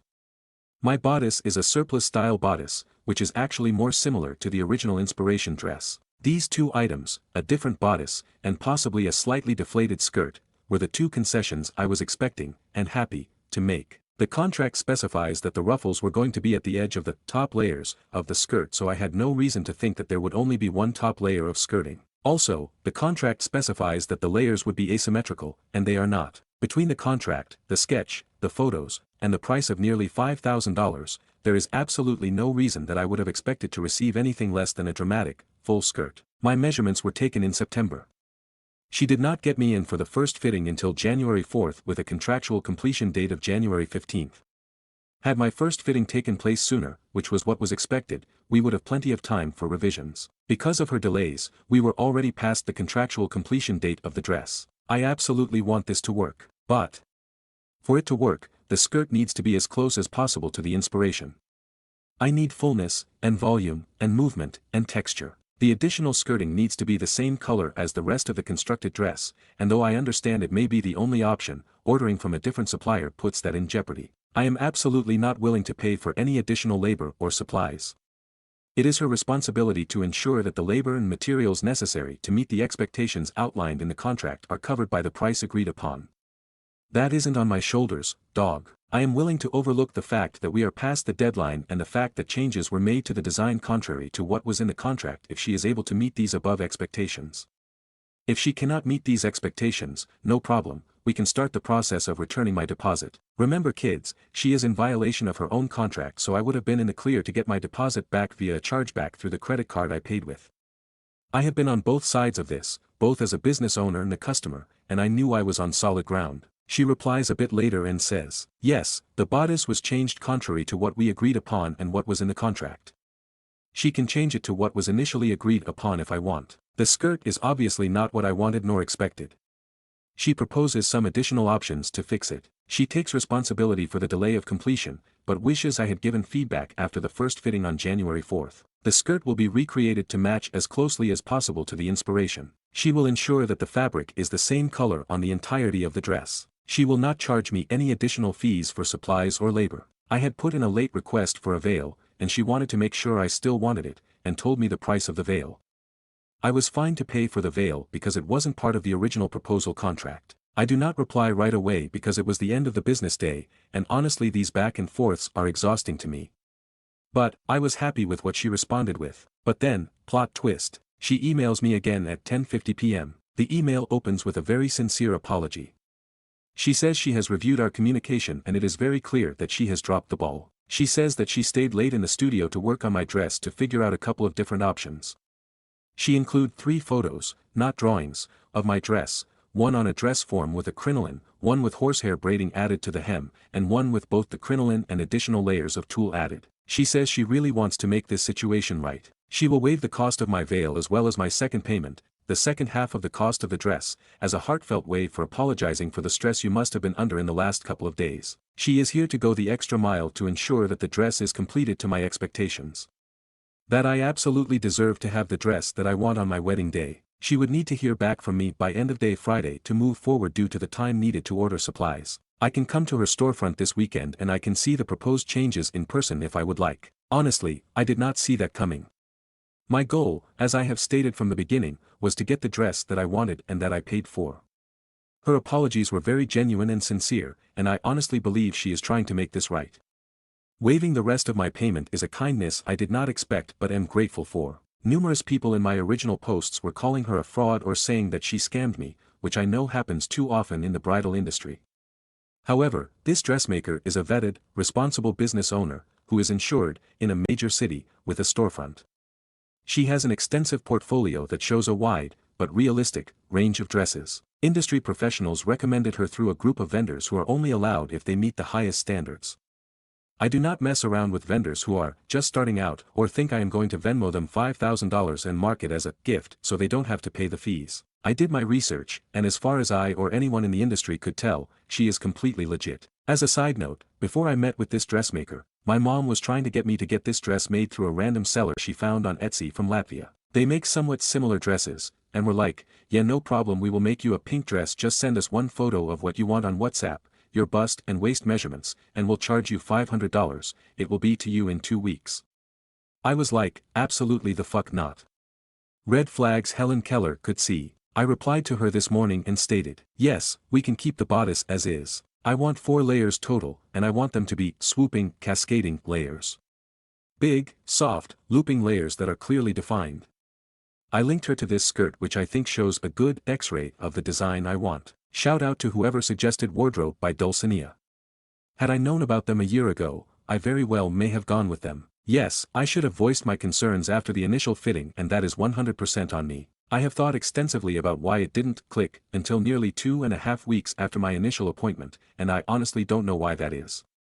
I do think some of it has to do with the fact that as a fat person, when I buy clothing, the questions I ask myself are, do I like this, and does it fit? If I like it, not love, but like, because clothing I love is not an option available for fat bodies, and it fits, what more could I possibly ask for? Never in my 40 years on this earth have I thought to ask, does this garment meet or exceed my expectations? I still want the veil. I absolutely do not want a handkerchief hem, oh my god. Specifics about what I did and did not like in the 3 photos she had sent me. Thank you for the invitation to come to the storefront, but I am packed to the gills this weekend and was available via email or text with any questions or concerns. This is a good reminder to everyone to be much clearer to your vendors than you think you need to be. I do believe she thought we were on the same page in the beginning, and had I asked for, say, specifics about how many layers were in the skirt, or for a gathered waist to be noted in the contract, or even said explicitly, I want this skirt exactly and I want photos of the skirt in the contract, this could have played out totally differently. That is on me. Similarly, if she had said explicitly, I cannot or will not make this skirt the way you would like, instead of downplaying the changes she wanted to or needed to make, I would have happily found another vendor. That is on her. And that is where we are. I am optimistic, but I do have backup options in place, options that I absolutely love and would be happy to wear on my wedding day. I truly hope that I can update y'all in a month with photos of the final result. Thank you for joining me on this ride. Sum of comments. Commenter, you cannot copyright clothing designs. You have to prove that design is 100% yours and original and unique. The design of that dress is not the original designer of that style dress. Nothing about that dress is original. And I don't mean that to come off as harshly. The dress is pretty. Just not a 100% an original idea. Reply, yes, 100%. I often think of the LV example. You can copyright the LV logo and pattern, but the design of their never-full purse can't be copyrighted. I do, however, think it is unethical to bring a design of one artist and ask another artist to straight up recreate it. And this applies to tattoos, graphic design, even nail art. I know that isn't a law, but it isn't something I personally feel comfortable doing. She made it clear in our original consultation that she was not willing to just recreate someone else's design, which I was absolutely fine with. She said the change in the bodice was enough for her to feel comfortable with moving forward. Because of this I didn't push back to say there wasn't a copyright issue and, actually you can make this exactly and it's fine, because that doesn't align with my ethics. But yes, you are 100% correct that she legally would have been in the clear. Commenter, if it were me, and she truly makes it right, I would still pay her the full amount. Owning a small business is tough.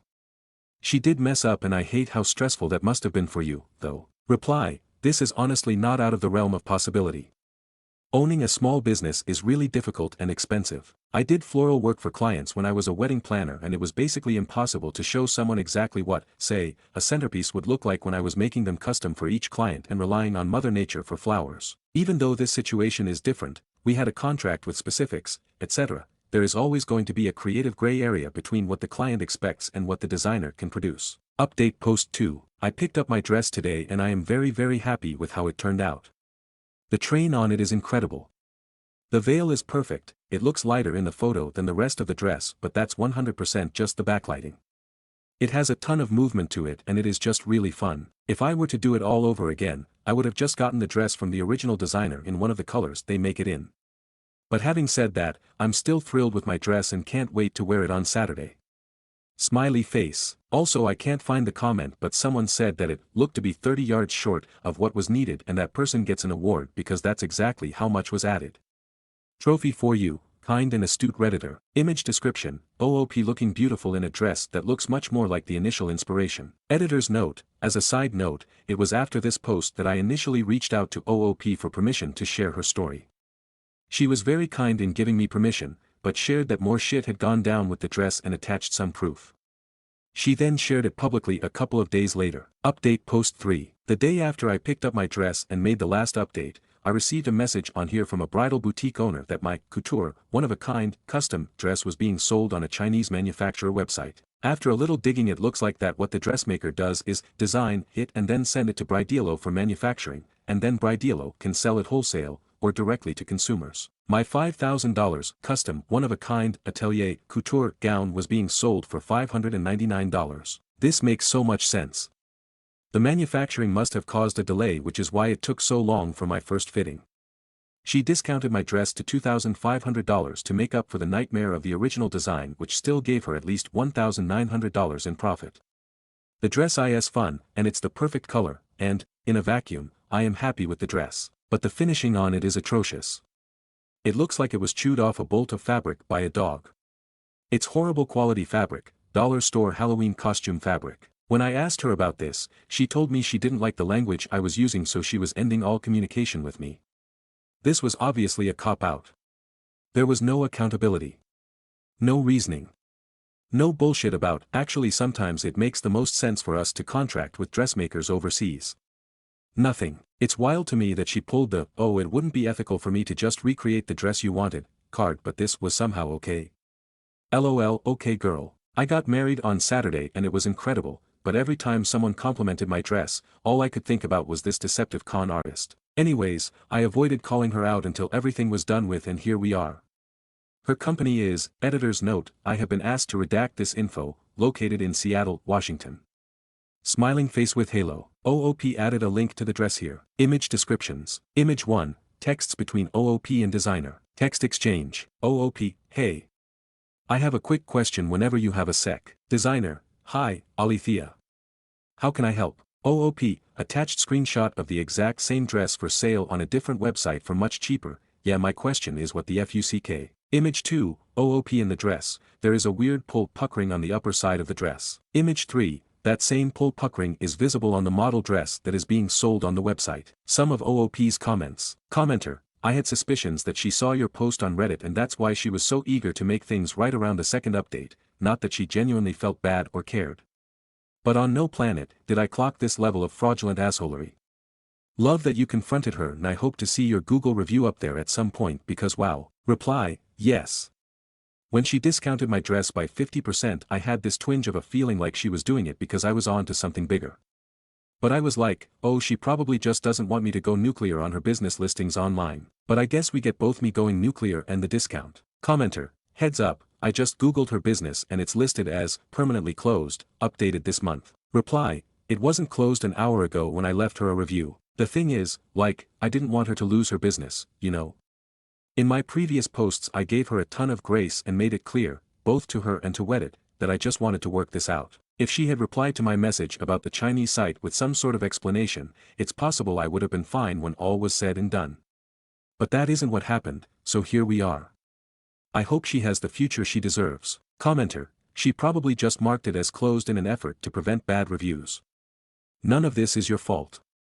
Flying into cover-up damage control mode isn't something a legitimate designer would have to do, so she's just continuing to prove your point. Reply, yes she just replied to my Google review. In it she claims I wasn't respectful, because when I sent her the screen cap I said, what the fuck, which IMO is pretty justified, and she said isn't going to talk to me about it anymore, which, lol fine.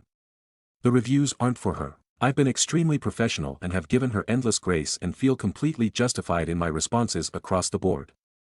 I'll post every email, every text, every post with full transparency.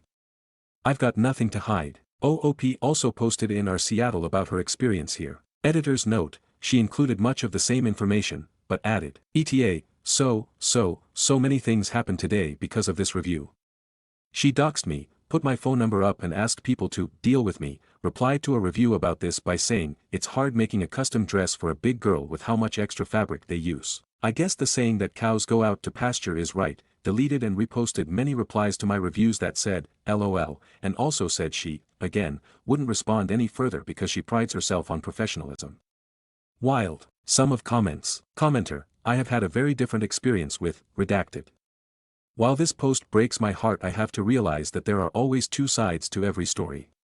Even after reading this post I can't recommend her enough. She truly went above and beyond for me on multiple occasions.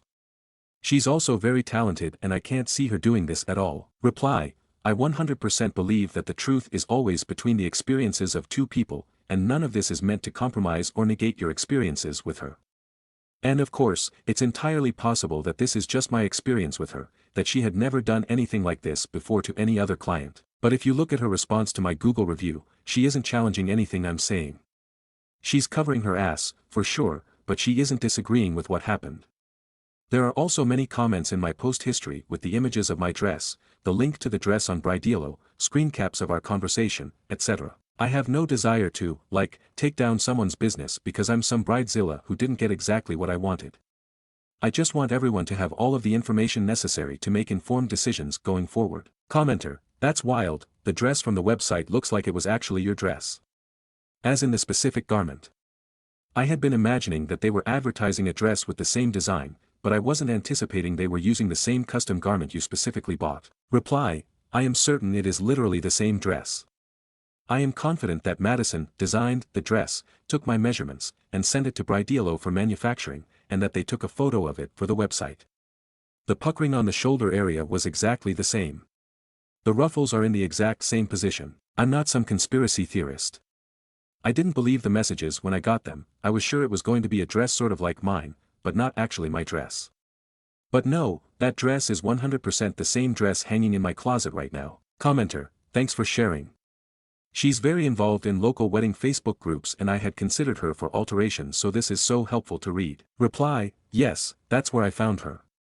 I made a post in one of them last night with an extremely generous heads up about my experience and I woke up to see that the mods had deleted it. Commenter, wow, did they give you a reason why? Reply, nope. I didn't ask either. It felt dumb for some reason to message the mods about it, so I decided I'd rather focus my energy here and on Google, Yelp than not, etc. Someone suggests a different dress designer seamstress. Yes. I actually went to them first and changed my mind to go with Madison. I am deeply regretful of my choice. In my Google review Madison replied and said that tulle only comes in polyester, which is wild new information because cicada only uses silk. Specifically silk tulle. I could have gotten a dress for less with fabric that didn't make me feel a sweaty foot. Commenter, I went to her for alterations and my bustle came apart like 1 hour into actually using it, was pretty disappointed. Reply, oh man, my bustle also came apart during the wedding. And my arm's chest had deep red rashes from the fabric after wearing it all day. I had totally forgotten about those things. OOP adds, if I had thought I could just go to a Chinese manufacturer with a shitty drawing and get my gown for $600, I would have happily done that and cut out the middleman entirely.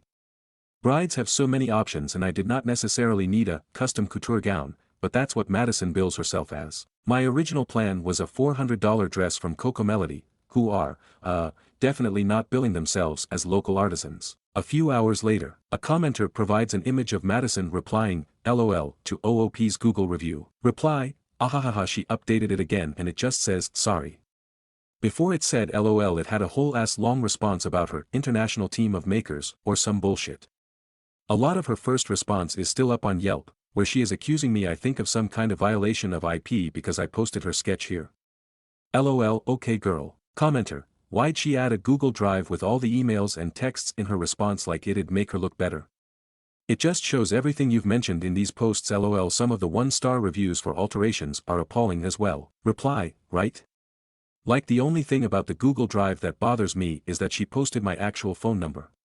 And I have already gotten texts from people who were told to take care of me. I have absolutely nothing to hide. Like, sorry I violated the contract by sharing her sketch here without her name when I was trying to give her some grace. Wow, what an absolute monster I am. OOP responds, 1. I'm cracking up at her, conducting her business with integrity, but, responding, LOL, on my other post. Ah yes, very professional. 2. The veil cost of $249.57 is hilarious because that's suddenly magically like $100 more than she told me it would be. Pricing keeps just going up without any cause. Like if I make something and tell you it's going to be $150 and then decide not to charge you, I can't go back and say, I gifted you a $250 veil. No, that's not how money and commerce works. 3. This dress would have been $12,000 if we made it in-house, and also, we only make dresses in-house for $10,000 and up, is very interesting. Never at any point was anything said along the lines of, I can get this shit overseas for $600, but if you want it made not with slave labor it will be $12,000. 4. Where the hell is she getting $5,603.26 from? Is she charging $5,000 for that shitty sketch? Because my dress was $600 not including a magical veil that keeps inflating in value. 5. It feels like a weird dig to point out that my mother-in-law paid for the dress. 6. Politely, and with all the love in my heart, this lady can suck my dick from the back. OOP adds another thought. Also in her statement document she notes 2 things that are cracking me up. 1. She charged me $25 to remove cups. When I showed up for my first fitting, I was like, oh remember I said no cups, and she was like, oh right, and grabbed the nearest pair of scissors and cut the literal one string holding them in place and threw them away. $25. 2. She says it took her 5 hours to make my sash. It's literally a tube. It would take me, a person who hasn't sewn in years, approximately 1 hour to make a sash including all the time I would need to yell at my sewing machine for being a POS. 5 hours. LOL, okay girl. Side update post, February 25, 2025. Title, a business is doxing me on Yelp, what can I do? Reply, I left a negative review of a business, and in their response, they linked to a Google Drive that included photos of my phone number. I am now getting harassing text messages from strangers. She is obviously fully able to respond to me however she wants, but posting my phone number is not okay. I'm trying to get the image removed from her Google Drive, with little success, but is there anything Yelp can do?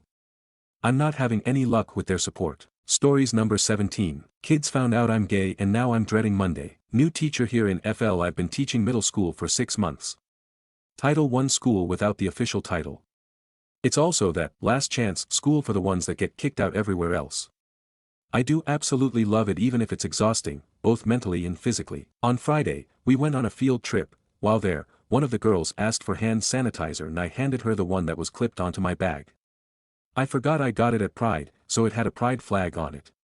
She started laughing and talked about how funny it would be to give to one of the gay teachers. She then started thinking about it more, asked why I had something like that, then saw a small pin on my lanyard, a cat holding a rainbow flag, and went, gasp, miss, you're gay. My group absolutely lost their minds finding this out.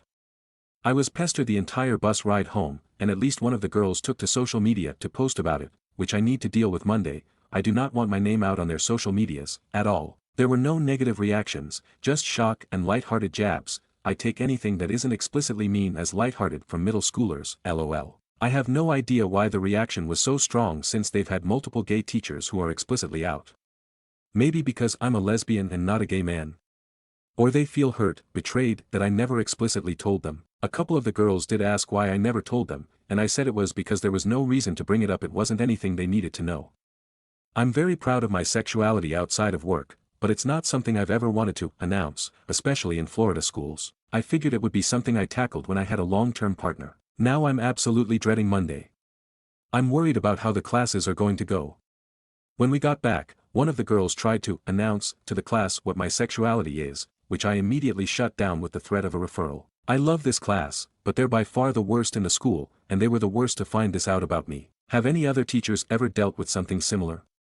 Especially in schools that are in red states with strict laws like Florida. My admin friends are telling me not to worry about it, and I know my principal will defend me if parents decide to complain, but I can't help but picture the worst happening. Notable comments. Commenter 1. Just remember that when you communicate that you feel ashamed, which you may not actually be but your anxiety and defensive response communicates it, they are watching. Straight kids are learning that it's a big deal to catch someone in their sexual identity. And gay kids who are not yet out are watching and evaluating everything about how this is going for you to determine whether it's safe for them to be who they are. When you act confident, self-assured, matter-of-fact, unashamed, and proud, that sets the tone for what everyone else can and will feel about it. Just be unapologetically you. Commenter 2. I love this. These are the exact values I want to uphold as an educator. Whatever happens Monday, I won't be approaching it with any amount of shame. Exactly, make it uninteresting and boring. Commenter 3. Play it stoically as the fact it is, resist attempts to make it a big deal. They will use anything to push someone off balance. They will give up if you deflect long enough. Commenter 4. Honestly, if you have other teachers on staff that are out, you'll probably be okay. I don't think it's so much that you're gay, though that is quite the juicy gossip for them, it's that they learned a juicy personal fact about you. Remember their age too. They could find out you had a husband named Sam who liked cowboy hats, or that you prefer beer to wine, and have the same hoopla reaction. It'll pass eventually, but the next few days are gonna suck. Maybe give your admin a heads up that they found out and are a bit excitable about it. I know it's scary with it being Florida, but the presence of other out teachers that seem to be left in peace over it by admin leads me to believe you will just now join the ranks of out teachers at your school. Some of the girls may be more curious about it, BC they either know or think they may be some version of queer, and I swear there's less out female role models out in the wild, at least that was the case for me. Especially if you are more lipstick lesbian than chapstick lesbian. I came from a tiny southern town back in the 90s and didn't even know there was a term for how I identified until I left for college. Commenter 5. I'm so sorry this has happened. In 2007, before I understood InfoSEC, some of my 7th graders found my MySpace page and called me on a Saturday night. I used to give kids myself or homework help, to ask if I was really bisexual. It was awful. I had a pit in my stomach all weekend. I shut down all social media and put some heavy boundaries in place on Monday. My personal life isn't up for discussion and I will not answer questions about it. I didn't come down too hard on them, BC it was a baby gay and his close group of girlfriends. But my walls going forward were higher than the Empire State Building. Update. So I might have the craziest update of them all, absolutely nothing happened. Not a thing. No one in my first 3 classes even mentioned it and everything was business as usual. My last class, the one that this happened with, was awful, but for reasons not related to this. Since they were so disruptive I figured, fuck it, and tried to speak to the girl who posted about it on social media while the rest of the class was getting set up on computers. Of course the class quieted down at that point so they could listen in, but even still, nothing happened. An admin friend ended up pulling social media girl for a second to get her to delete the post so I could focus on trying to rein the rest of the class in. I wrote 8 referrals today and I'm very happy to report none of them had to do with them making fun of my queerness. Edit, I forgot, but the worst that happened was a boy sarcastically asking me if I had a wife. Certainly not the worst I've dealt with, lol. All of my classes absolutely drove me up a wall today, but I'm so happy and proud that they didn't come back into my classroom with a changed view of me. I'm also pretty shocked no one mentioned anything, because it absolutely spread like wildfire. The kids are alright sometimes. Notable comments. Commenter 1. I found after teaching 20 years in Florida, kids do not care about your sexuality or gender. I had a student come out to the class and they were like, okay, and then we went on with our lesson. A very small and vocal part of the population make issue with this and somehow they got elected to office. Commenter 2. There were endless times when I felt completely anxious and then I realized the kids really don't give a shit about their teacher, they're all obsessed about TikTok and what Braden said to Jaden about Aiden. Commenter 3. That's great news. I imagine the what-ifs over the weekend were stressful. For what it's worth, several of the teachers at my school are gay and I've never heard of any of the kids giving them grief over it, even the otherwise homophobic ones. A couple of parents have tried, but they're easy to tell to fuck off about it. Stories number 18. Aita for refusing to cook in our kitchen because my wife decorated it. My wife and I, 37M, 35F, bought a house together 2 years ago. She had a laundry list of things she absolutely had to have, but I only cared about one thing, I wanted a good kitchen with plenty of room to work. I've been cooking my whole life and I cook all the meals. We found a beautiful house that we both love and everything was fine. She added her flair to most of the rooms. I let her choose the paint and furniture and wall art. We both paid our share on everything and the house is gorgeous. I love it. She has great taste. However, a few months ago she started talking about wanting to do the kitchen. I was open to it. It was now the only room in the house that hadn't gotten personalized and it made it stick out. The problem was that she wanted to put random knickknacks all over the place. Every day she was coming from the store with some new item. Baskets with fake fruit. Big ceramic pots for flour, we don't bake. Book-sized wooden blocks with sweet sayings on them. A wine rack and espresso machine, we don't drink either. Vinaigrette decanters with glittery liquid in it. Decorative plates that sit on the cabinet shelves, in front of the real dishes. It all came to a head when I found that she had put the toaster oven in the under cabinet and moved my big OL chopping block to above the fridge so she can put a full serving tray with 4 cups, saucers, and a kettle set up in the middle of the counter. Like we're hosting afternoon tea, we never do that. I told her I was not on board. The kitchen is the perfect size to get cooking done. I use the toaster oven 3 times a day and my butcher's block lives in that spot. It lives there cause I use it all the time. I asked her where there was even space left for me to put down my 20 by 28 butcher's block. She started showing what could be moved over to accommodate the block and I said that I wasn't moving stuff around every single time I want to cut a melon. She kept saying it wasn't a big deal and I'd get used to it, but I stood firm on wanting all this random stuff out of where I essentially work. She started crying and saying stuff like, you get to just decide what's what. We tried talking about it again a few times and it always ends with her crying. I don't yell or anything. She just refuses to accept that I don't want a cute kitchen more than I want a useful one. I haven't cooked a full meal in our kitchen in 2 months. I make a few days worth at a time, of rice or potatoes and a tray full of proteins. Bags of salad. Frozen soup I pack it up in the fridge to eat as needed. She's invited to eat any of it but she doesn't like leftovers. She recently realizes she's gaining weight, wasting tons of time in drive-through lines and paying lots of money for food she doesn't even enjoy. Last night, we tried once again to talk about the kitchen and it ended with me saying if it's so important then just let me have the kitchen how it needs to be to cook right. She started crying again and accused me of blackmailing her health to win an argument. I gave up after that and we both had to leave for work before we could talk it over. I feel dead set that as the person actually using the kitchen, cooking tools should not have to compete for space with useless shit and I refuse to cook in such a cumbersome way. What do y'all think? Edit. Saw a few people asking about my work situation. I work from home. Many days I have to get up before dawn to pick up paperwork at a close-by job site, but my main job is done at home. Edit 2. Apparently people think that cooks a lot means he thinks he's an amazing cook. I never once said I was some great chef. I'm sure I'm average as hell. I do use flour for coating and thickening stuff but I don't need a whole container's worth on hand at all times. One bag lasts me months and I was always told it's best to leave it in the bag it came in so it sits in the dark pantry. Maybe I'm ignorant but I can only imagine a baker needs 12 cups of flour ready to go. As far as the toaster oven, I use it to toast rolls, bolillos and extra crispy tortillas. The regular oven takes too long to preheat for just a stack of tortillas rolls. I eat them daily. Stories number 19. Some kid in the mall mocked me so I mocked him back. Repost from another sub. For context, I'm 16, I went to the mall with my family to get some groceries, you know, typical stuff. When we were checking out, there was a child, I don't know where their parents went, making faces at me, mocking my glasses and bracelet, but I ignored it. A short moment passed, and I saw the same kid again, begging his mother to buy him ice cream. I overheard their conversation. "Mom, Mom, can I have some ice cream?" "The chocolate one with a lot of sprinkles?" the kid asked. "It's almost dinner time." "We'll get it next time," the mom said reasonably. At that moment, I let the intrusive thoughts win and went for it.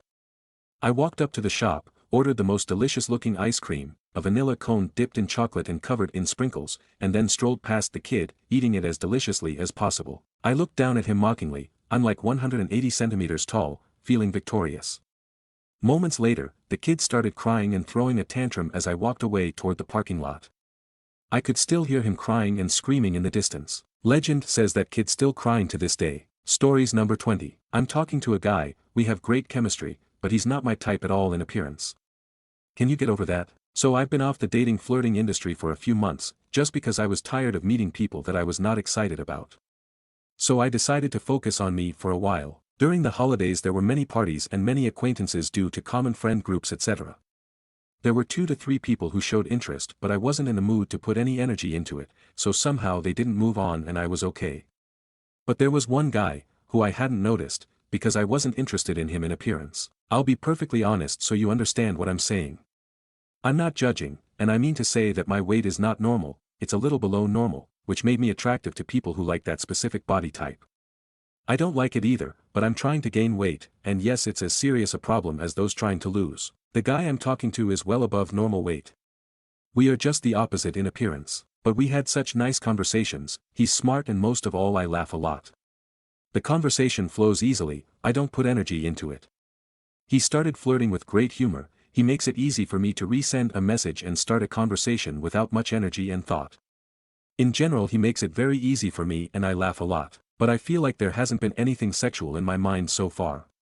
He's very handsome in my eyes but I haven't thought of him as sexy. Do you think this is changing?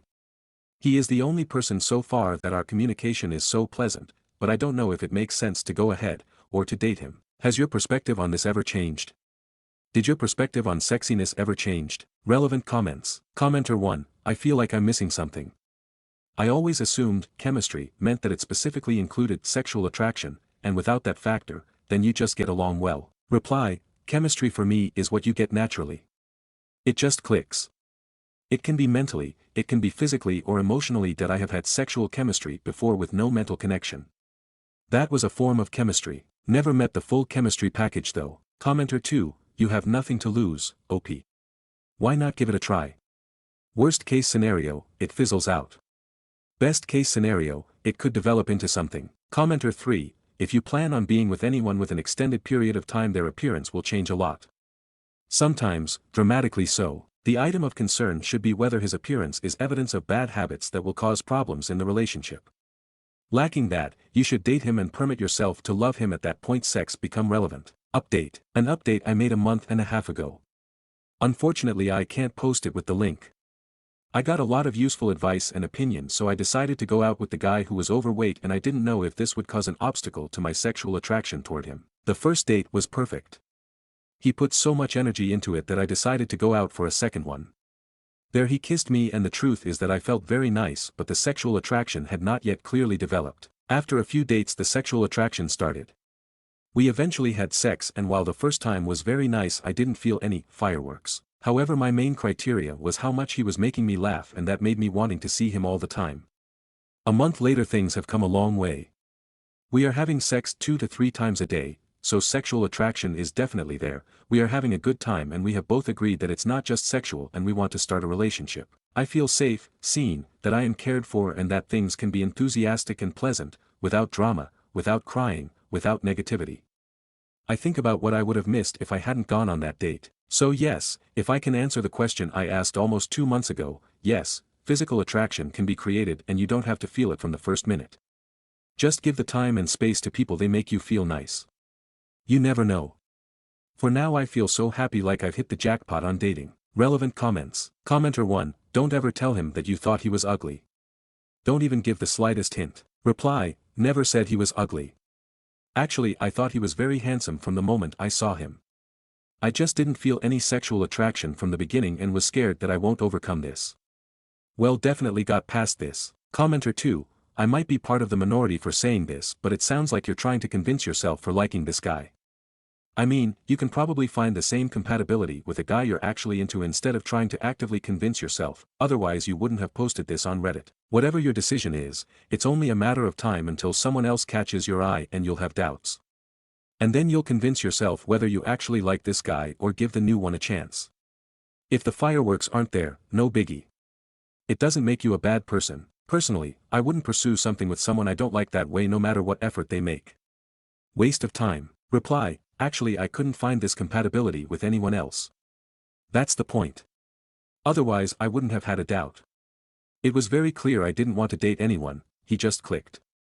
I was just scared that sexual attraction would not have developed as I didn't feel it the night we met. But as one of my friends said, thank God I didn't want to jump on him the moment I saw him. That would have destroyed everything. P.S. When you invest in people, do you really leave just because someone caught your eye? Commenter 3, being safe, seen, and cared for is so important. Many wander around relationships without experiencing any of those 3 qualities. Stories number 21. Today I found out that my mom died. I haven't used Reddit in a while. I, 15F, came home from school today, just wanting to jump in bed and sleep. I'm on my period and you know it sucks. My dad then came in and said that my mom passed away, due to cancer. She was in the hospital for a long time, and it was disturbing to see the cancer strip my mom away into a frail and very unhealthy skinny woman on the hospital bed. They spotted it earlier, like 2 years ago. She rejected the treatment and thought that God will heal her and that it's fake. She even got a second opinion, and when the results came back the same she still rejected it. All because God can heal her. Many warned her about it, especially those who had the cancer, but she ignored them. Religion took my mother away from me. Now she can't live to see my siblings graduate or get married or see my older brother's child grow up. She died at the age of 43, and that's so darn young. Very disturbingly young. I saw firsthand the cancer sucking the life out of her. The last time I talked to her was on Sunday. Her last words was, "Tomorrow I will fill in the track and field form for you, don't worry." I told her about the track and field team and she had to fill it in online because that's how it works in my school board. My last words to her, bye, see you soon. But soon and tomorrow never came for her. I dialed her on Sunday around 8 to 9 p.m. and she didn't answer.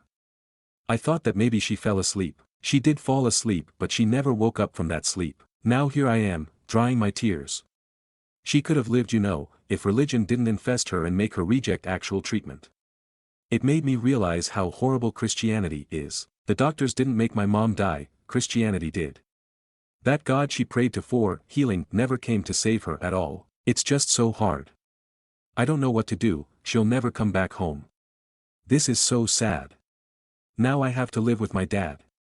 I have no mother figure now. Thank you if you read all of this, now excuse me as I watch some YouTube videos. Edit. Thank you all for the support and kind words, smiley face. Stories number 22. Aita for reminding my brother he chose his son's therapist and he needs to stop blaming me when I'm helping him. My 13-year-old nephew came to live with me in December. This is a temporary but we're not sure how long he'll be here arrangement. My husband and I will keep him for as long as it takes. But I'll be honest, I could see him staying for years. The reason he's here is because he's full of anger about his dad, who's my older brother, got remarried 18 months ago and my nephew has felt like his dad's stepkids get more of his time, attention and love than him, and it has turned into hatred for his stepsiblings, 5 and 6, and in December he unleashed all that anger on the kids and yelled at them. He told them he hated them, he wished they'd die so he could have his dad back, and any number of things. My brother had taken his focus off his son a lot after remarrying and was shocked by the outburst, and calming my nephew down took hours because he yelled at his dad when he was finished yelling at the kids. My Isael attempted to step in but my nephew yelled at her and then went back to yelling at his dad. It was the first time my brother realized his son was angry. I hadn't seen them since my brother's wedding, but it was a big change. My nephew had mixed emotions on the day of the wedding and we talked about it, but he wasn't angry. But in the months that followed, that anger became a concern and my brother didn't see it. After talking to my nephew when he was calmer, he realized more outbursts were going to happen. Which led him to reaching out and asking me if my husband and I could let my nephew stay for a while. He was honest that he didn't know how long, but he didn't want to send his stepkids packing and didn't want my nephew to feel like this was the end of the marriage and it would be back to just the two of them, so he didn't want to move out with him. I told him, assuming he arranged for therapy and everything else, that was fine. My brother sends a weekly amount to cover expenses for my nephew. My brother set up a therapist for him where I live, we're a couple of hours from each other, and my nephew is doing school virtually right now. My brother drives out to see him once a week and joins him for therapy some weeks. But he's not happy with what the therapist is saying. He confronted me on it and was trying to blame me for the choice of therapist and because therapy wasn't a quick fix.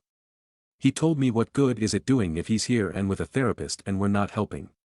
He asked what sort of therapist I was bringing him to. Those were the kinds of comments. I reminded him he chose the therapist and I was helping him, so he needed to stop blaming me.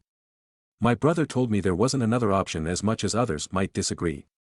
Which makes me think the therapist suggested something he disagreed with. But my brother left angry and he called me a couple of days later and told me I don't need to turn on him when he doesn't have a fucking clue what to do, and he's still coming to terms with the fact his son hates him and hates innocent kids who did nothing wrong. Stories number 23. I offended my husband by saying I'm tired of hearing about his glory days. What do I do? My husband and I, 28 years old, have been married for a year and together for almost 4. I love him dearly. He just has some things that have been getting under my skin, and I finally told him how I felt. After years, we have different personalities. He makes friends everywhere he goes, and I isn't afraid to strike up chit-chat with people. I'm not like that. But I also don't mind talking. The other day, we got into an argument because I told him, don't you have any other current stories to talk about, after years of him going on and on about the same stories from his younger days. Him and his friends had fun and thrilling times. Getting in trouble. Being typical kids. I enjoyed listening the first few times. I've heard the same stories about his middle school, high school, and college antics. A kid who he had issues with on a middle school baseball team. All of these, friends, and people who he hasn't spoken to or heard from in years. I can't keep track of all the people he tells me about. But he expects me to remember all of it. I've heard the same story about a college party. A roommate's cousin who did something wild. His friends and their daily hangouts. He has told my friends too. Whenever we are out together, we always end up circling back to his old days. He will talk about people and my friends have no idea who he's talked about. We haven't said anything, but it'll go on for a while until most of the people in the conversation are wondering their eyes trying to find a way out of the conversation. The other day, I was stressed due to some personal reasons. He did his thing, where I talked to him, and he immediately related to it through an old story of him and his pals. I snapped and I said, can't you talk about anything other than that stuff? And he told me he shares his life with M because he loves me. Am I being an asshole for this? Stories number 24. I always make cakes for my niece's birthday. This year I stayed at home. Since my niece, 8, was born, I've always been asked to make a cake for her birthday. The first year went good, but in the second year something happened and started a tradition that I hate. The smash cake in face thing. The first time it was even funny, I can't deny that.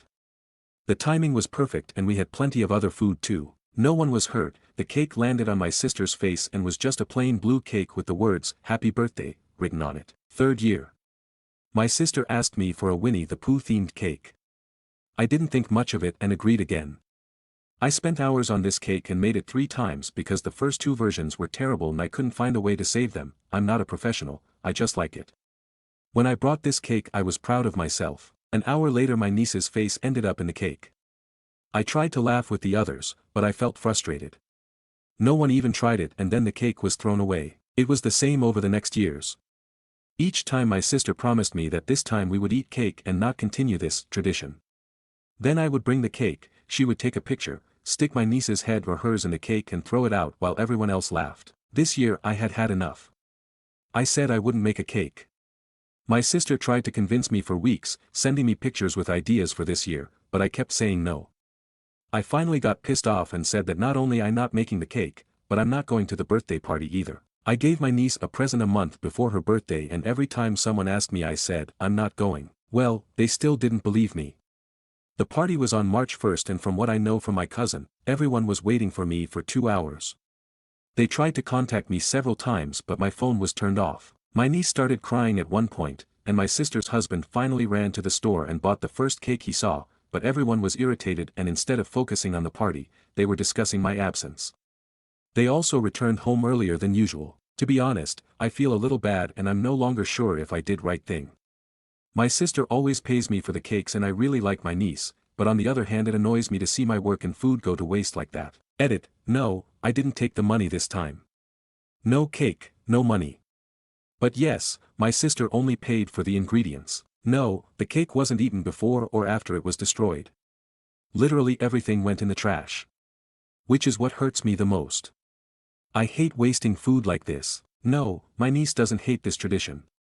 She never cried, she always laughed when it happened. No, from what I know they didn't ruin the cake they bought because they weren't in the mood. Stories number 25. My ex-wife used our daughter to make me break up with my girlfriend. It happened some years ago. I was dating an amazing girl. After divorcing my wife, she was really amazing, the best thing that ever happened to me. Then one day my daughter, at the time she was just 9, told me my girlfriend was mean to her, like really mean, even slightly aggressive. I got pissed off. I said really hurtful things to her. She tried to deny, but I just closed off and told her I never wanted to see her again. I broke up with her. Yesterday my daughter told me it was all a lie. She made up my girlfriend being aggressive because her mother asked her to. She made my daughter told me that lie. I feel so stupid. I feel like the most disgusting person on earth. How I felt so easy to such a stupid lie. How I hurt her and didn't even stop to hear her side of the story. I just don't know what to do now that I know the truth. Should I reach out to her? I tell her how sorry I am. Should I just let go and don't bother her again? I'm sure she hates me now. Any advice is welcome, and sorry if the text is sh***. Thai English is not my language. Stories number 26. Fiancé was unfaithful while on a girl's trip in Mexico. But it was my fault. First time asking Reddit for advice. Long time listener. Burner account. Let's get into it. First, a little background. We have been together for 9 years, engaged for 3 months. Our relationship has been great. The typical bickering or small arguments I feel are completely normal. We live together. Have a child together. My 28M, fiancé, 32F, recently went on a trip to Mexico for a week with her friend, also 32F, of 20 plus years. While she was away, I reacted to an Instagram story of a girl who I had known from well before our relationship. Dumb of me, I know, but I had no ill intent behind the reaction. Instagram girl replied to me and said, "Dude, you're engaged." She then immediately sent a screenshot of my reaction to my fiancé. My fiancé asked me who she was, and I immediately came clean. I told her how I knew her and what I did. She was reasonably upset, and I told her we would talk about it when she got home. After that, we chatted a little bit about how her day was otherwise, and she seemed to be fine. Later in the evening, I noticed she had stopped sharing her location with me on Snapchat and didn't send me the typical goodnight message to our child and I. I assumed she was just upset with me. The next day something just seemed off and I had a really bad feeling about it, so I logged into one of her social media accounts on her MacBook and found messages between her and a friend about how she had got drunk and cheated last night. I won't get into the details on exactly what she did, but she did have unprotected sex to say the least. After I found those messages, I immediately messaged her and told her she should change that social media password before I read more of that conversation. Once she read the message, she immediately changed her password and deleted that conversation thread. She then told me it was a big mistake. She was so drunk she barely remembered it, even after going into great detail with her friend. She told me that what I did triggered her to want to just get drunk and have a good night. She tried to call but I just couldn't answer the phone. Once she got home, we tried to talk about it and figure out what to do. She is very apologetic, immediately went, and got tested upon my request. But she can't tell me how she plans to regain my trust. I feel like she had no intention of telling me, and I feel like she used what I did as an excuse to be unfaithful. I told her we need a break, and even though we live together still we have gone limited no contact. We have both signed up for therapy, but it's a hard situation because she claims that I had triggered it to happen. She has tried to initiate sex with me, but I just feel disgusted with her and can't do it. I guess I'm coming to Reddit for advice on what to do next. I feel like I haven't left yet because of the life we've built together and attachment issues. I need to know random Redditors' hot take on my situation. Stories number 27. Whipped for breaking up with my BF because his mom said I wasn't allowed to speak unless spoken to a year ago. I'm sorry in advance this is so long, but it's been a lot, so, buckle up lol. My BF, 32M, and I, 27F, have been friends for 5+ years and close friends for 3+. A little over 2 years ago, we began hooking up, but both agreed we didn't want a relationship at the time. It didn't take long though for both of us to develop feelings, and we agreed it was best we went our separate ways. However, February 23, he invited me out to lunch, and confessed to me that had been a mistake, and when he pictured his future, it always involved me. By the end of the conversation we both admitted to having strong feelings for each other and wanting to give dating a shot.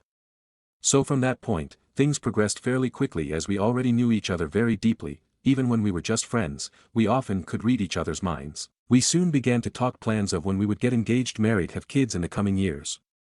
These feelings were also communicated very early on to his parents, remember that for later. Also, before I get into what his family has said done, I want to preface something. When I tell you this man is the most loving, caring and kind man I have ever met, I really, really mean it. I have been in abusive relationships in the past and had honestly just given up on dating. If I was not with him, I do not think I would be planning a future with another person. He has met all my friends and family, and they have welcomed him with open arms.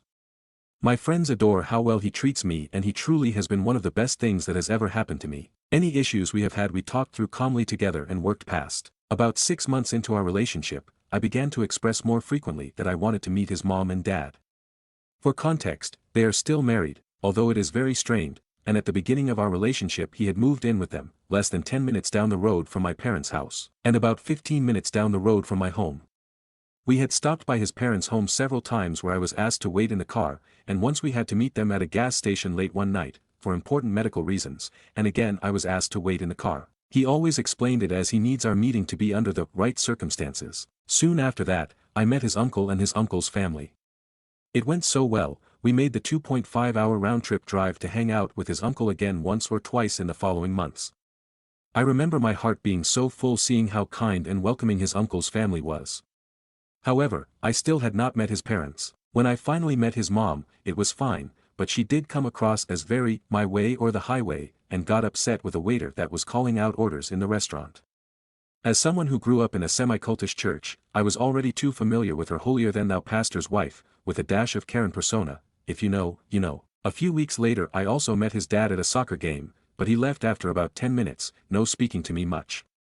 I saw his mom once or twice after that, and she didn't make much of an effort to speak to me or get to know me, and her behavior towards me in these small interactions became increasingly rude, such as walking away while I was in the middle of inviting her over for dinner, as my BF had just moved in and had already expressed to his dad he wanted to have his parents over so we could cook for them. At the time, I thought maybe she didn't hear me. Eventually, at his uncle's Christmas party, I began to really notice his mom doing passive-aggressive behaviors towards me, and how intentional it seemed. For example, she randomly began talking in front of me about how terrible public schools are, and how she never would have let her kids be educated by inept public school teachers from the South. Both my BF and his brother went to an extremely expensive, international private school K-12. While knowing that not only am I a product of Southern public schools, but also a Southern public school teacher myself. She said other passive-aggressive things like this throughout the night, and also would ignore me or respond in only 1 or 2 words when I tried to speak with her. When I told her about the poinsettia I bought for her, she visibly rolled her eyes and seemed annoyed. She also would turn her back to me or come to stand in front of me with her back to me while I was in group conversation. I mentioned that night to my BF when we were alone how uncomfortable her behavior had made me feel.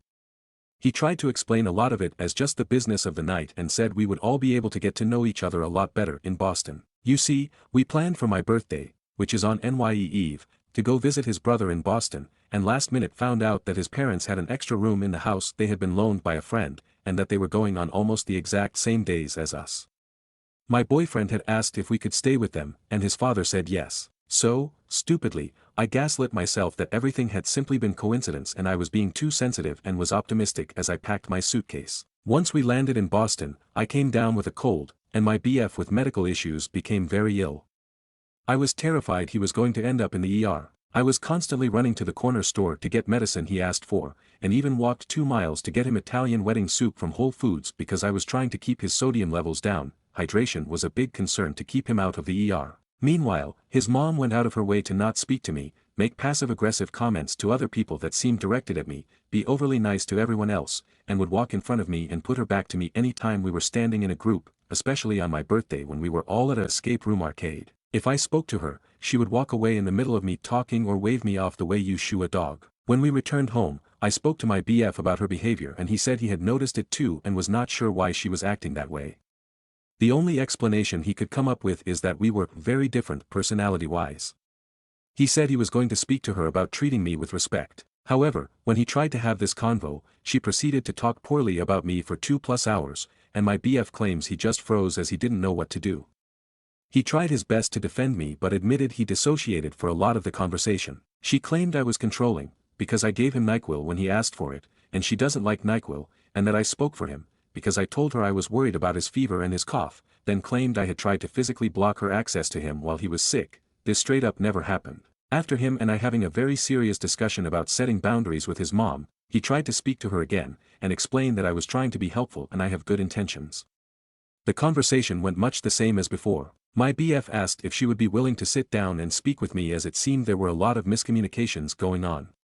She responded that she didn't feel it was her place to have to talk to me. At first, I told my BF no because I didn't like that she was going into with the mindset I needed to be put in my place, but my BF insisted that was not the point of the convo. I could see how much it was hurting my BF, and so reluctantly I agreed and reached out to her. With my BF's help, I drafted and eventually sent a text apologizing if any of my behavior had been hurtful, expressing my intention was to care for him in a time of need, and expressing I wish she had given me the chance to explain these things at the time so we could clear up any misunderstandings. I also said that although we do not have to be best friends, I hoped in the future we would both treat each other with respect because we both cared about my BF. She responded with a day and time she wanted to sit down and chat at Starbucks. The day arrives, and I walk into my BF, who said he would meet me there from work, already inside and standing with his parents waiting on me. Immediately, I had a sinking feeling. As you can imagine, the 3-hour conversation went terrible, but some highlights of my favorite things she said to me are, unless she comes up to me and asks me to speak, she doesn't want to hear what I have to say. She should be allowed to do what she wants with her body when I asked if she could please stop walking into the middle of groups while I'm talking with others and putting her back to me so I am excluded from the discussion. She had in fact been kind to me because she allowed me to hug her first when she entered her son's home. Context: I bought the home 100% independently before he and I ever started dating, but I guess since a man moved and it's his now, I'm just a silly little girl. She also was kind to me because she prayed an asthma attack away. It was definitely not the person who lent me their rescue inhaler that saved the day. Don't look at him, look at me. We are having a conversation, because I turned to my boyfriend hoping he would chime in when I pointed out neither he nor I remember anything remotely close to me physically blocking her from entering the door to our room when she wanted to ask him what his symptoms were and what he took, moments after asking me the exact same questions, and then walking away before I could answer and barging into our room. I was behind her at this point, so I am not sure how she could have even perceived I tried blocking her. I was controlling because I was self-conscious. Amazing that someone who has never asked a single question about me knows me so well. Also because I gave my BF NyQuil, when he asked for it, and she doesn't like NyQuil. She knows everything about my BF, she has known him longer than I have, and therefore there is nothing I can tell her about him that she doesn't already know and therefore I should not speak about him to her or anyone else. There is nothing I can give him that she can't give him. Too much time has passed since the trip and I shouldn't be bringing this up now. Repeatedly referring to me as my BF's friend and a guest of the family. And the icing on the cake, after berating me, gaslighting me, interrupting me, and belittling me for almost 3 hours, and me finally on the verge of tears, she jumps up, rushes into my personal space, and says, "See, this isn't about me, this is about something going on with you.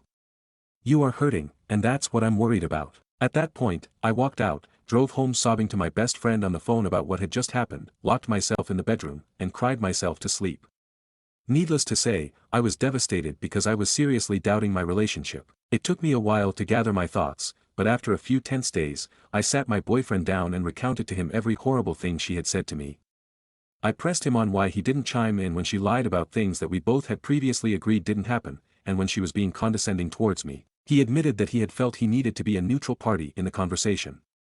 I reminded him that I had walked into this conversation in good faith that it was to clear up miscommunications, and instead I felt like it was his family versus me having to defend my character, while being interrupted, insulted, and gaslit. I point-blank told him that I nearly broke up with him that night, and every day since, but my friends had talked me down off that ledge because they acknowledged that we have something very special. I also point-blank told him I had 3 non-negotiable boundaries that I now needed to set in place for my mental health. He needed to go to therapy, and his first appointment had to be within the next 3 weeks or I would end the relationship. He had 1 year to learn how to set boundaries with his family, and stand up for me when I am there and when I am not, or I would end the relationship. I would not ever speak to his mom again, unless she apologized for the way she treated me, and even then I would not spend prolonged time with her or interact with her closely. He has since attended therapy regularly, where his therapist has expressed his mom has an emotionally incestuous relationship towards him, because from a young age, she began to place the emotional responsibilities of a partner on my BF because his dad wasn't meeting them. In therapy he has begun to recall a lot about his childhood he repressed, like the fact that she would often vent to him and expose him to very adult topics from a young age. She also asked him to make adult decisions for her, like how he felt about her divorcing her husband, his dad, or the financial burden of their very expensive schooling, asking him if he would be okay with being pulled out his senior year to be transferred to public school. Additionally, his parents made passive-aggressive comments about race, such as his mom stating her disgust for POC being with white women, and his dad saying he's glad his son chose the right kind of white to date when he began dating one of his exes, who was European. His parents were also very cold, distant and uninviting to his friends and girlfriends.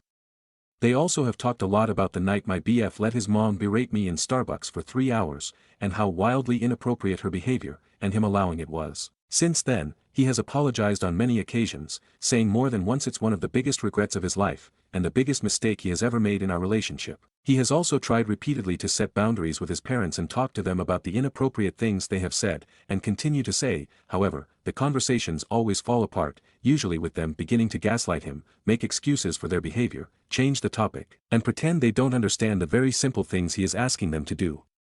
For example, his mom tried to say I was trying to control her, and then showed the text that he has helped me write, where I was saying I hope going forward we can be respectful towards each other as proof, and therefore I wasn't going to allow her to see her grandchildren.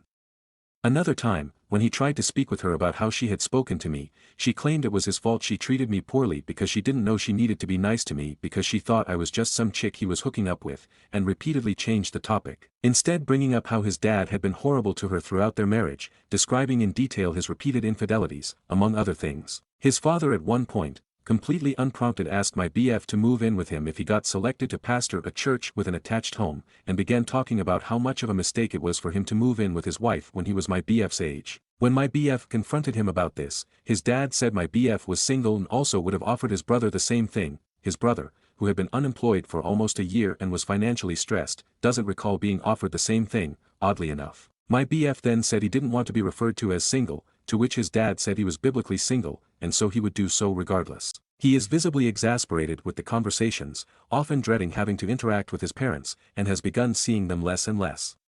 This is painful for me to see, because I don't want him to not have a relationship with them, but also I know that I cannot have a relationship with them without something changing, and my bigger concern is that if we have children, they would see this behavior and think it is okay.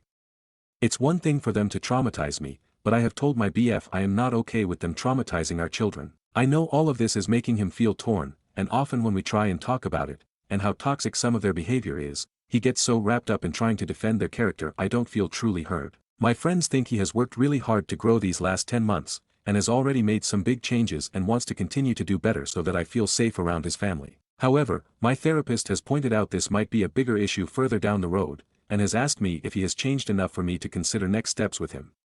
Originally, we planned on getting engaged next spring, but things have been in a holding pattern for obvious reasons. At first I was feeling like he had, because his uncle expressed wanting to sit down and have a conversation with us to help improve my relationship with his mom, and my BF had called him and set boundaries that the strain had come from his mom's behavior, and I had already tried to mend that fence but was treated poorly and it would not happen again. However, I found out this weekend his uncle doesn't plan on his mom being there, and instead just wants to share information about his mom to help us understand. I straight up told my BF that was triangulation and I wasn't sure I wanted to have the conversation anymore. He was devastated and said he felt like this was his last hope, as he and his uncle had already acknowledged his mom's behavior will probably never change. I also found out he talked to his dad again about his frustrations, yet still did not clearly set the boundary that he needed to be respectful towards our relationship and towards me. I got quiet at this point and after a while he admitted he knew he had dropped the ball, but honestly at this point it all felt like too much. I told him I didn't feel like rehashing the same conversation because there really wasn't anything left for us to say for the millionth time, and I was tired. Since then, things have been really tense between us. I know I said I would give him a year, and maybe I am not being fair getting upset when it hasn't been the full year, and he in fact has gone to therapy and has set boundaries with some of his family, the ones who care to listen at least. It is so much for someone to process and overcome in a year. He is just seeing for the first time how toxic many of his family's patterns are and is still navigating how to put a stop to it. Hasn't he technically met my ultimatums, so I should be grateful for the progress I do see? Are my expectations too high? Am I being an unreasonable asshole? My narcissistic FMIL who told me to only speak when spoken to is not invited to the wedding update. MIL from hell. Hello friends. I want to start by saying I apologize for the time since my first post and the update.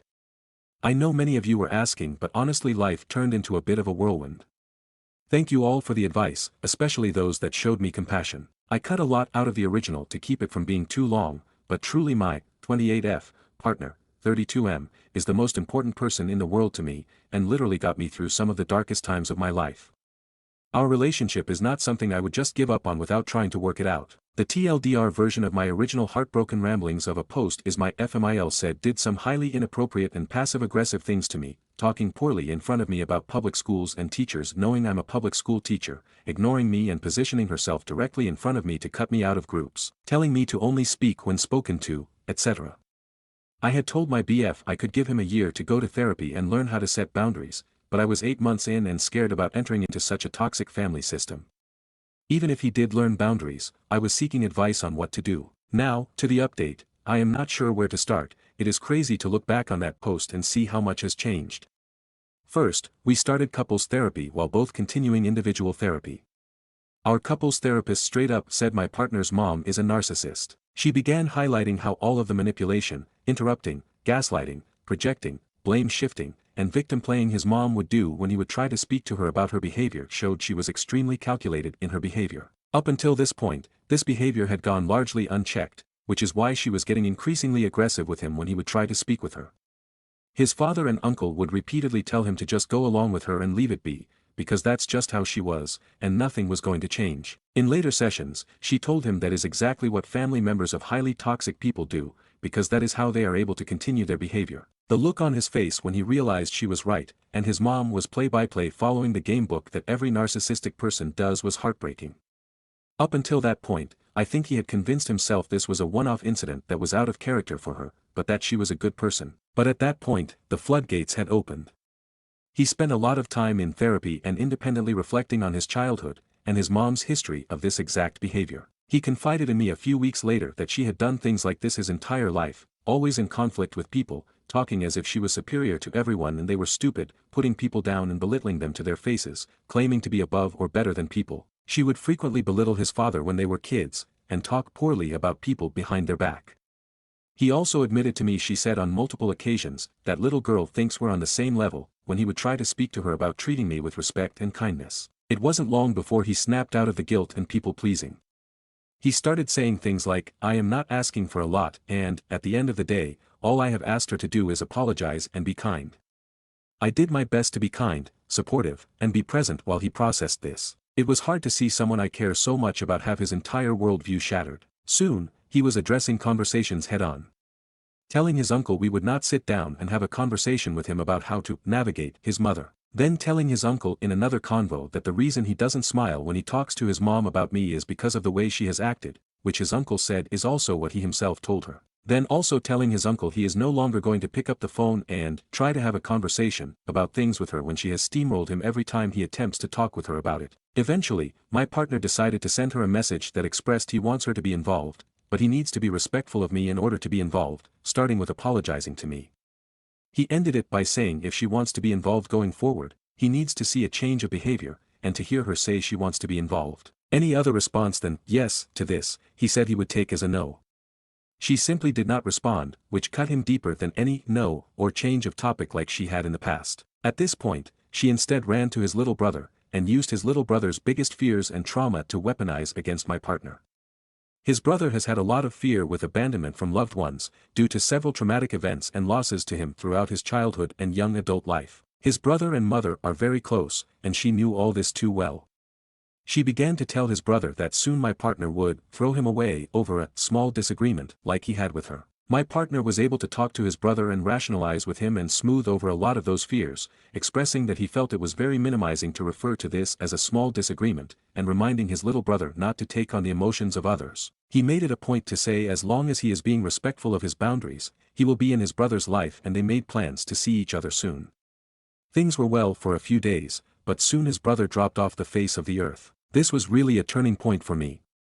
She, more than anyone, knew his brother struggled with depression, anxiety, and fear of abandonment because of his past, and for her to weaponize his mental health against my partner is inexcusable. For me, she had crossed a line that was unforgivable, and I do not see myself ever being able to trust her. In my personal opinion, I think someone who is willing to weaponize someone's mental health, especially their son's mental health, cannot ever be trusted around children. In therapy, I brought this up, and we agreed that this was alarming behavior we did not want our kids to be around, and that the only way she would ever be allowed to be around our children is if she was in years of intensive therapy and we saw long-term and radical change in her. Even then, it would be heavily supervised until we felt they were old enough to make their own decisions. I was feeling a lot more confident in my partner's ability to see toxic behaviors and put up boundaries. He now can plainly see how manipulative she is, running around to each person in the family and spinning the story in a slightly different way for each person in a way she feels will get them on her side. For example, she's telling his uncle she's worried because he doesn't seem happy, but also told his brother he would be thrown away, knowing that would trigger him. Additionally, her and my partner's father are currently separated, and have been for a few months. My partner sat down with his dad around Christmas to let him know he plans on marrying me and wants him to be involved, and his dad was initially happy and said he wanted to be involved. However, after speaking with his mom, his dad then came back and said he wanted to get to know me, but he couldn't do things without his wife. My partner believes she is using him and his dad, relationship to get him to comply with her wishes through withholding his dad's involvement, as one of the conditions for his dad and his mom to reconcile their marriage. Although it is disappointing, neither of us are really surprised anymore. My partner has come to the point of acceptance that she will not willingly change except maybe to save face, and the likelihood of that is still slim. He has decided to continue building a life with me without her in it, since that is what she chose. On our 2-year anniversary, he proposed in one of our favorite places. It was the happiest day of my life, and I said yes, with 100% confidence that I was marrying someone who could set boundaries, and put his future family with me and our children first. We are sure she heard through the grapevine, but he is done attempting to convince her to be involved or be nice. If when she changes her tune and apologizes, she will be invited to the wedding. But as of right now, she is not on our very short headcount list. We recently took an engagement moon, and have been very focused on each other, planning the wedding, and looking at houses to buy together. I am sure there will be other drama she will attempt to stir up, and if she does, I will update you, but as of right now, we are blissfully happy planning a life together as one, supporting each other, and not letting the general BS kill our vibe. If you got this far, I just want to say, thank you again for the advice. Good and bad, I needed it all. I appreciate everyone taking the time to respond and try to help, smiley face. Stories number 28. Aita for telling my mom I won't take care of her when she's old after she abandoned me as a kid. I 29F was raised by my dad after my mom walked out on us when I was 6. She left to find herself and started a new family with another man. She barely kept in touch. No birthdays, no holidays, not even a call when I graduated college. For most of my life, I accepted that she didn't want to be my mom and I moved on. Fast forward to a few months ago, out of nowhere, she reached out. At first, I thought maybe she wanted to reconnect and apologize for the past, but no. She told me she was struggling financially, her health wasn't great and she needed someone to step up and take care of her. Apparently, her husband left and her other kids weren't in a position to help. I told her flat out no. I wasn't going to play caretaker for someone who abandoned me when I needed her. I reminded her that she made her choice years ago and I don't owe her anything. She got mad and started crying, saying, "But I'm still your mother. You can't just throw me away like I'm nothing. I don't feel guilty." She made her bed and now she has to lie in it. But part of me wonders if I really am being too harsh. Aita for refusing to take care of the one who abandoned me, even she is my mother and we share the same blood. Stories number 29. Aita for refusing to move into my boyfriend's late grandmother's house even though it would save us and his family money. My boyfriend, 33M, and I, 29F, have been offered the opportunity to move into his late grandmother's old home. The home has been in the family for 20 years and was recently paid off, so the monthly rent we'd pay to his parents, current owners, would be around $600. Additionally, his parents put a ton of work into the house with new paint, new lighting, baseboards, floorboards, and a few new appliances. It's honestly a wonderful opportunity and a huge gift that his parents have given us this option. The house we currently rent is also owned by his parents, but it's not paid off and they have intentions of renting it to someone else after we leave to get some income for themselves. They spent a lot of money on his grandmother's medical bills and home after her passing. At this point, I think it's important to note that my boyfriend's grandmother was a heavy smoker and did so in the house for the entirety of her stay there. In addition, my family, including myself, has a history of allergies and have never been smokers. Finally, I also have to mention that I haven't spent a lot of time in the house other than brief visits with his grandmother before her passing. During each those visits, I had a pretty severe allergic reaction in the house but always assumed it was because of the dust and/or animal hair in the house. She had low mobility and 2 big dogs, so it was difficult for her to maintain the big house alone. Fast forward to the weekend we're set to move into the house, I immediately registered the smell of stale cigarettes all throughout the house. It's in every room including the closets and cabinets. Throughout the move, I'm coughing, my chest feels tight, and I have trouble breathing, but I chalk it up to a lack of exercise and a busy day of moving. It's not until we're practically settled for the first night in the new house that my body really starts to panic. My ears are popping, my heart's racing, and it's hard for me to get a breath down. I end up having to go outside and breathe until my panic attack goes away. This happens a few more times throughout the night and again on the second night before I finally admit to my boyfriend that I can't stay here. My boyfriend is concerned for my health, so we've temporarily moved back into the old house, but everyone is kind of shell-shocked and reeling at what to do. I asked my boyfriend, if it wasn't for me, would you live there, and he said yes. Am I the asshole for refusing to move into the house even though it puts everyone else in a difficult position? I offered to figure out my own living situation so my boyfriend and our other roommate could move in, but my boyfriend has reservations about us not living together anymore even if it's only for a year. I feel horrible about this and like I have to come up with a solution. Stories number 30. My sister, 43F, lost custody of her kids and blames everyone but her abusive wife. I, 32F, don't know how to help anymore. This is going to be long, so I apologize in advance.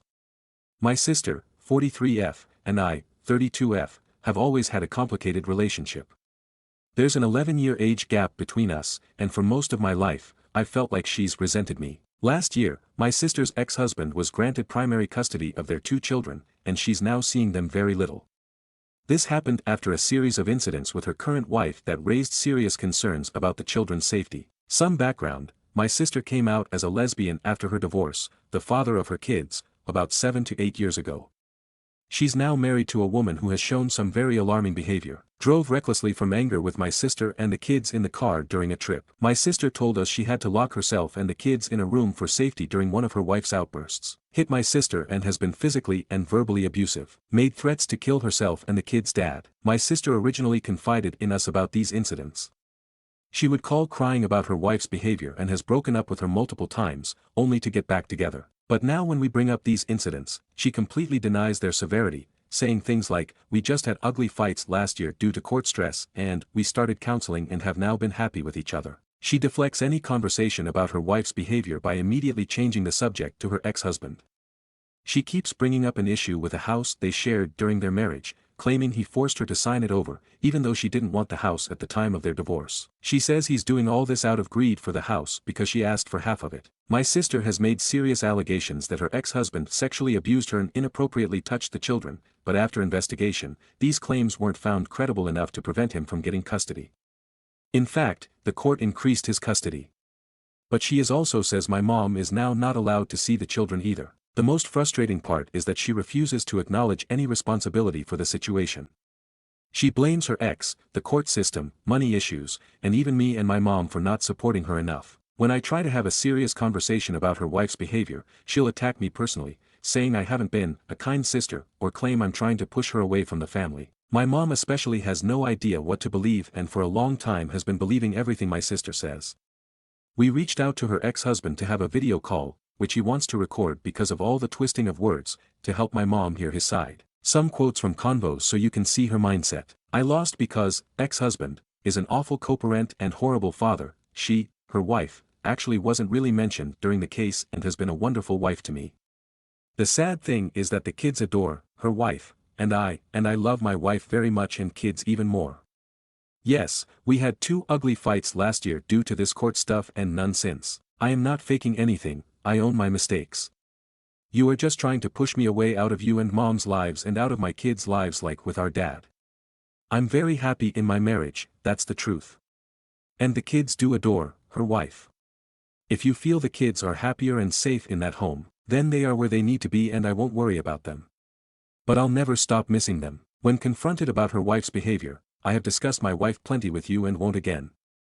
I am staying married and am very happy in my marriage actually.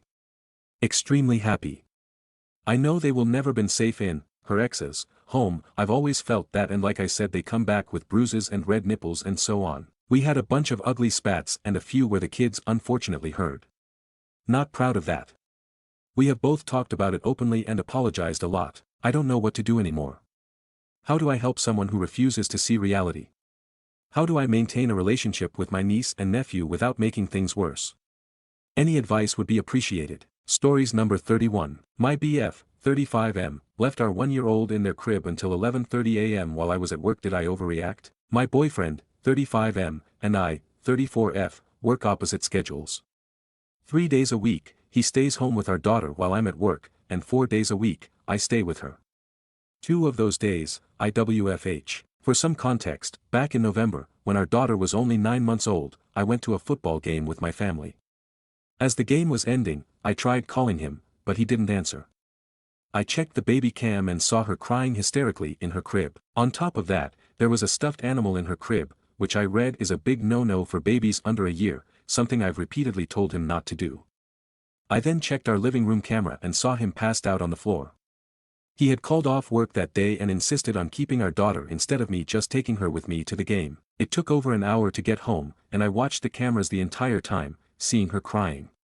When I got home, I woke him up, slapped him in the face, grabbed our daughter, and went to stay with my parents for the night. He claimed he was sick, though I suspected he was hungover. For weeks after that, he started calling off work at least once a week, making excuses, but I knew it was because he'd been staying up late, sometimes, drinking 3 to 5 tall boys. I usually don't mind, but I noticed he wasn't feeding her the fruit I bought and was just giving her peanut butter and jelly while lying on the floor with her all day. I also noticed that she was getting rashes, which I told him he needed to put diaper rash cream on her and change her more often. Since he started calling off so much, I've been the one buying everything for the house. We also started couples therapy, but it only seemed to bring out all of my resentment. He claims the therapist sides with me because it's under my insurance. I decided to forgive him and try to work on things, but last week, while I was at work, I tried calling him, and he didn't answer. His phone was dead. I checked the cameras and saw he hadn't gotten up by 10:30 a.m. I looked in our daughter's room, and she was sitting up, whining but not crying. As soon as I saw this, I left work immediately, watching the camera on the way home. I saw that he didn't get up to get her until 11:30 a.m. When I watch her from home, she gets up around 8 or 8:30 a.m. He always claims she gets up with him around 10 a.m. I pulled into the driveway just as he was getting up with her, and I was livid. When he called me back, I was already walking into the house, and he greeted me with, "Good morning, sweetie." I immediately started yelling, asking why the baby had been in the crib all morning, unfed, and unchanged. I told him it was neglectful and that if something like this happened again, I would call the police. He then started screaming at me, shouting in my ear while I was in the closet. We continued arguing in the living room, and I told him he needed to stop drinking and staying up late when he had to watch her the next day. He fired back, insulting me, saying my pussy smelled, talking badly about my parents, claiming my dad had no balls, and telling me I was overreacting. He even went as far as saying, "No wonder your ex ran for the hills," and called me a horrible mother to my 12-year-old son, who lives with us full-time and has a different dad. He mocked me and even poked me, making me tripped backwards into the baby gate. He then called the police station to ask if it was neglect that he overslept and didn't wake up with the baby until 11:15 a.m. He told me they laughed and said, "No, it's not. I know shit happens, I am not a perfect parent, but it really set me off." Now after a few days, I am wondering if I overreacted. Edit, thank you to everyone for the kind words. I have broken things off.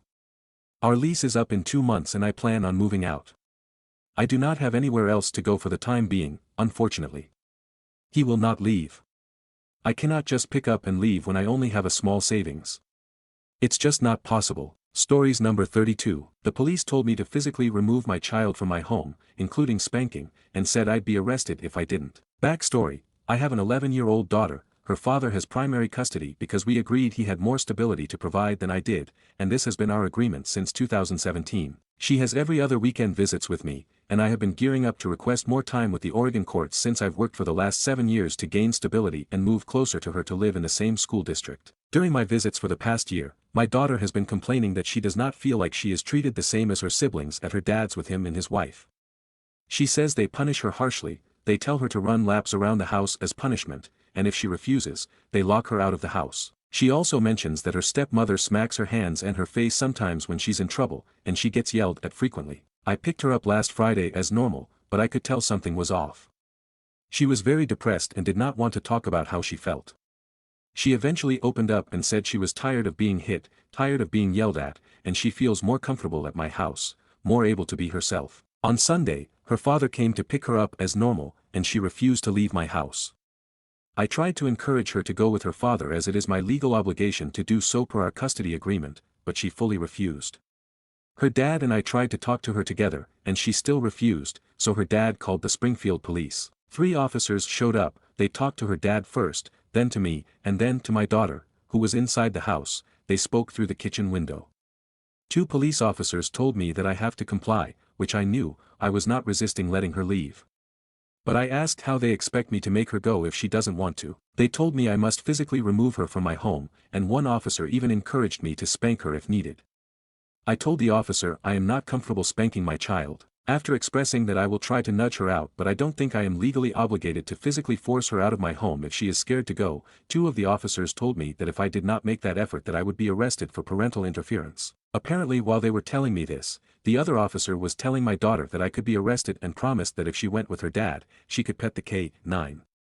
So my daughter reluctantly agreed to go with her dad. I later called the supervisor to review the body cam footage to ensure that the officers were doing the right thing by threatening me with arrest if I didn't physically remove my daughter from my home. I'm still awaiting his review, but he completely ignored the safety concerns of my daughter and already started defending the officers' responses. I have made a DHS report and am prepping my motion for modification. I was told by friends to file for emergency custody, but I am worried that a judge would not see this as an emergency situation. My faith in anyone thinking I'm trying to do the right thing is limited since my interaction with the officers. I'm also waiting for an attorney to call me back to let me know if this would be considered an emergency. However, I am wondering if anyone else has any ideas of what I should be doing. I also want to know if I am wrong for questioning the actions of the police officers to threaten to arrest me if I did not physically remove my child from the home. I know she expressed to the officers that she's being hit by her stepmom, and I feel like none of the police officers I spoke to even acknowledged that information. They were focused on that she doesn't like how her dad punishes her and that she's being a moody kid. Any thoughts? TLDR, child refused to go home to custodial parent over concerns with punishment methods and physical harm. Police advised that if I did not physically remove her from my home, including spanking, to go home with her father that I could be arrested for not complying with the custody agreement and violating parental interference. Stories number 33. Refuse service when legally you can't. Hope you enjoy the fine. I live in Portugal. Here when something happens at a commercial space you write in the complaints book.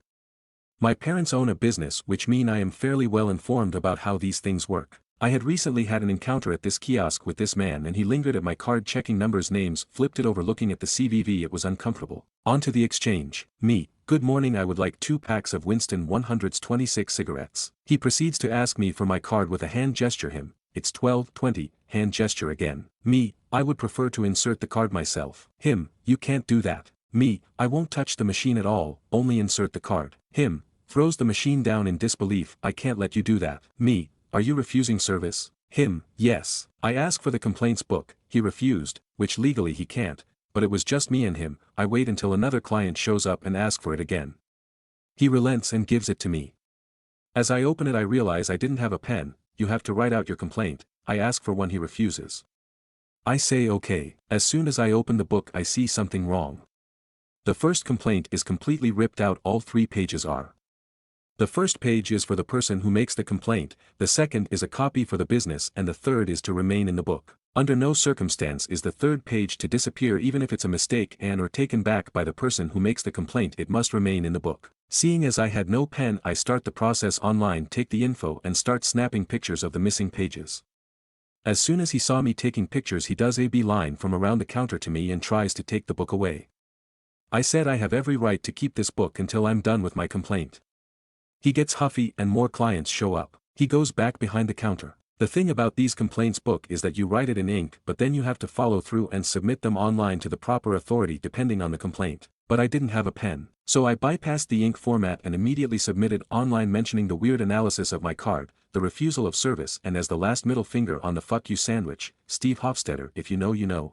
I also mentioned the missing pages with pictures of the missing pages itself including the business stamp in the same picture so they can't refute and say it's some other book. Now because it was online it goes straight to the authority AC and you can choose which department depending on the complaint. After an hour of nicotine withdrawal, of looking the business up, the pictures and writing the complaint itself, I hand the book in with no written complaint. He opens it, chuckles to himself and smugly says, "Did you give up because you didn't have a pen?" I say no because I didn't have a pen. I decided to submit it directly online, and as my last mic drop moment I said I didn't feel comfortable writing it in the book as the first complaint had magically disappeared from the book. The color drained from his face because we both knew what would happen. Even if they don't take the complaint seriously, tampering with the book is absolutely taken seriously, and that absolutely will be followed up and fined accordingly. Then I smiled and said I wish I had a pen and left. Stories number 34. Aita for refusing to pay for my MIL deductible after she smashed the gift I gave her. Long story short, I was on Twitter a while ago and saw this ad for a political mug that made me chuckle, so I decided to buy it for my conservative mother-in-law as a gag gift because I loved the idea of the mug being gifted to someone who leans more conservative. Last night, it was my MIL's birthday,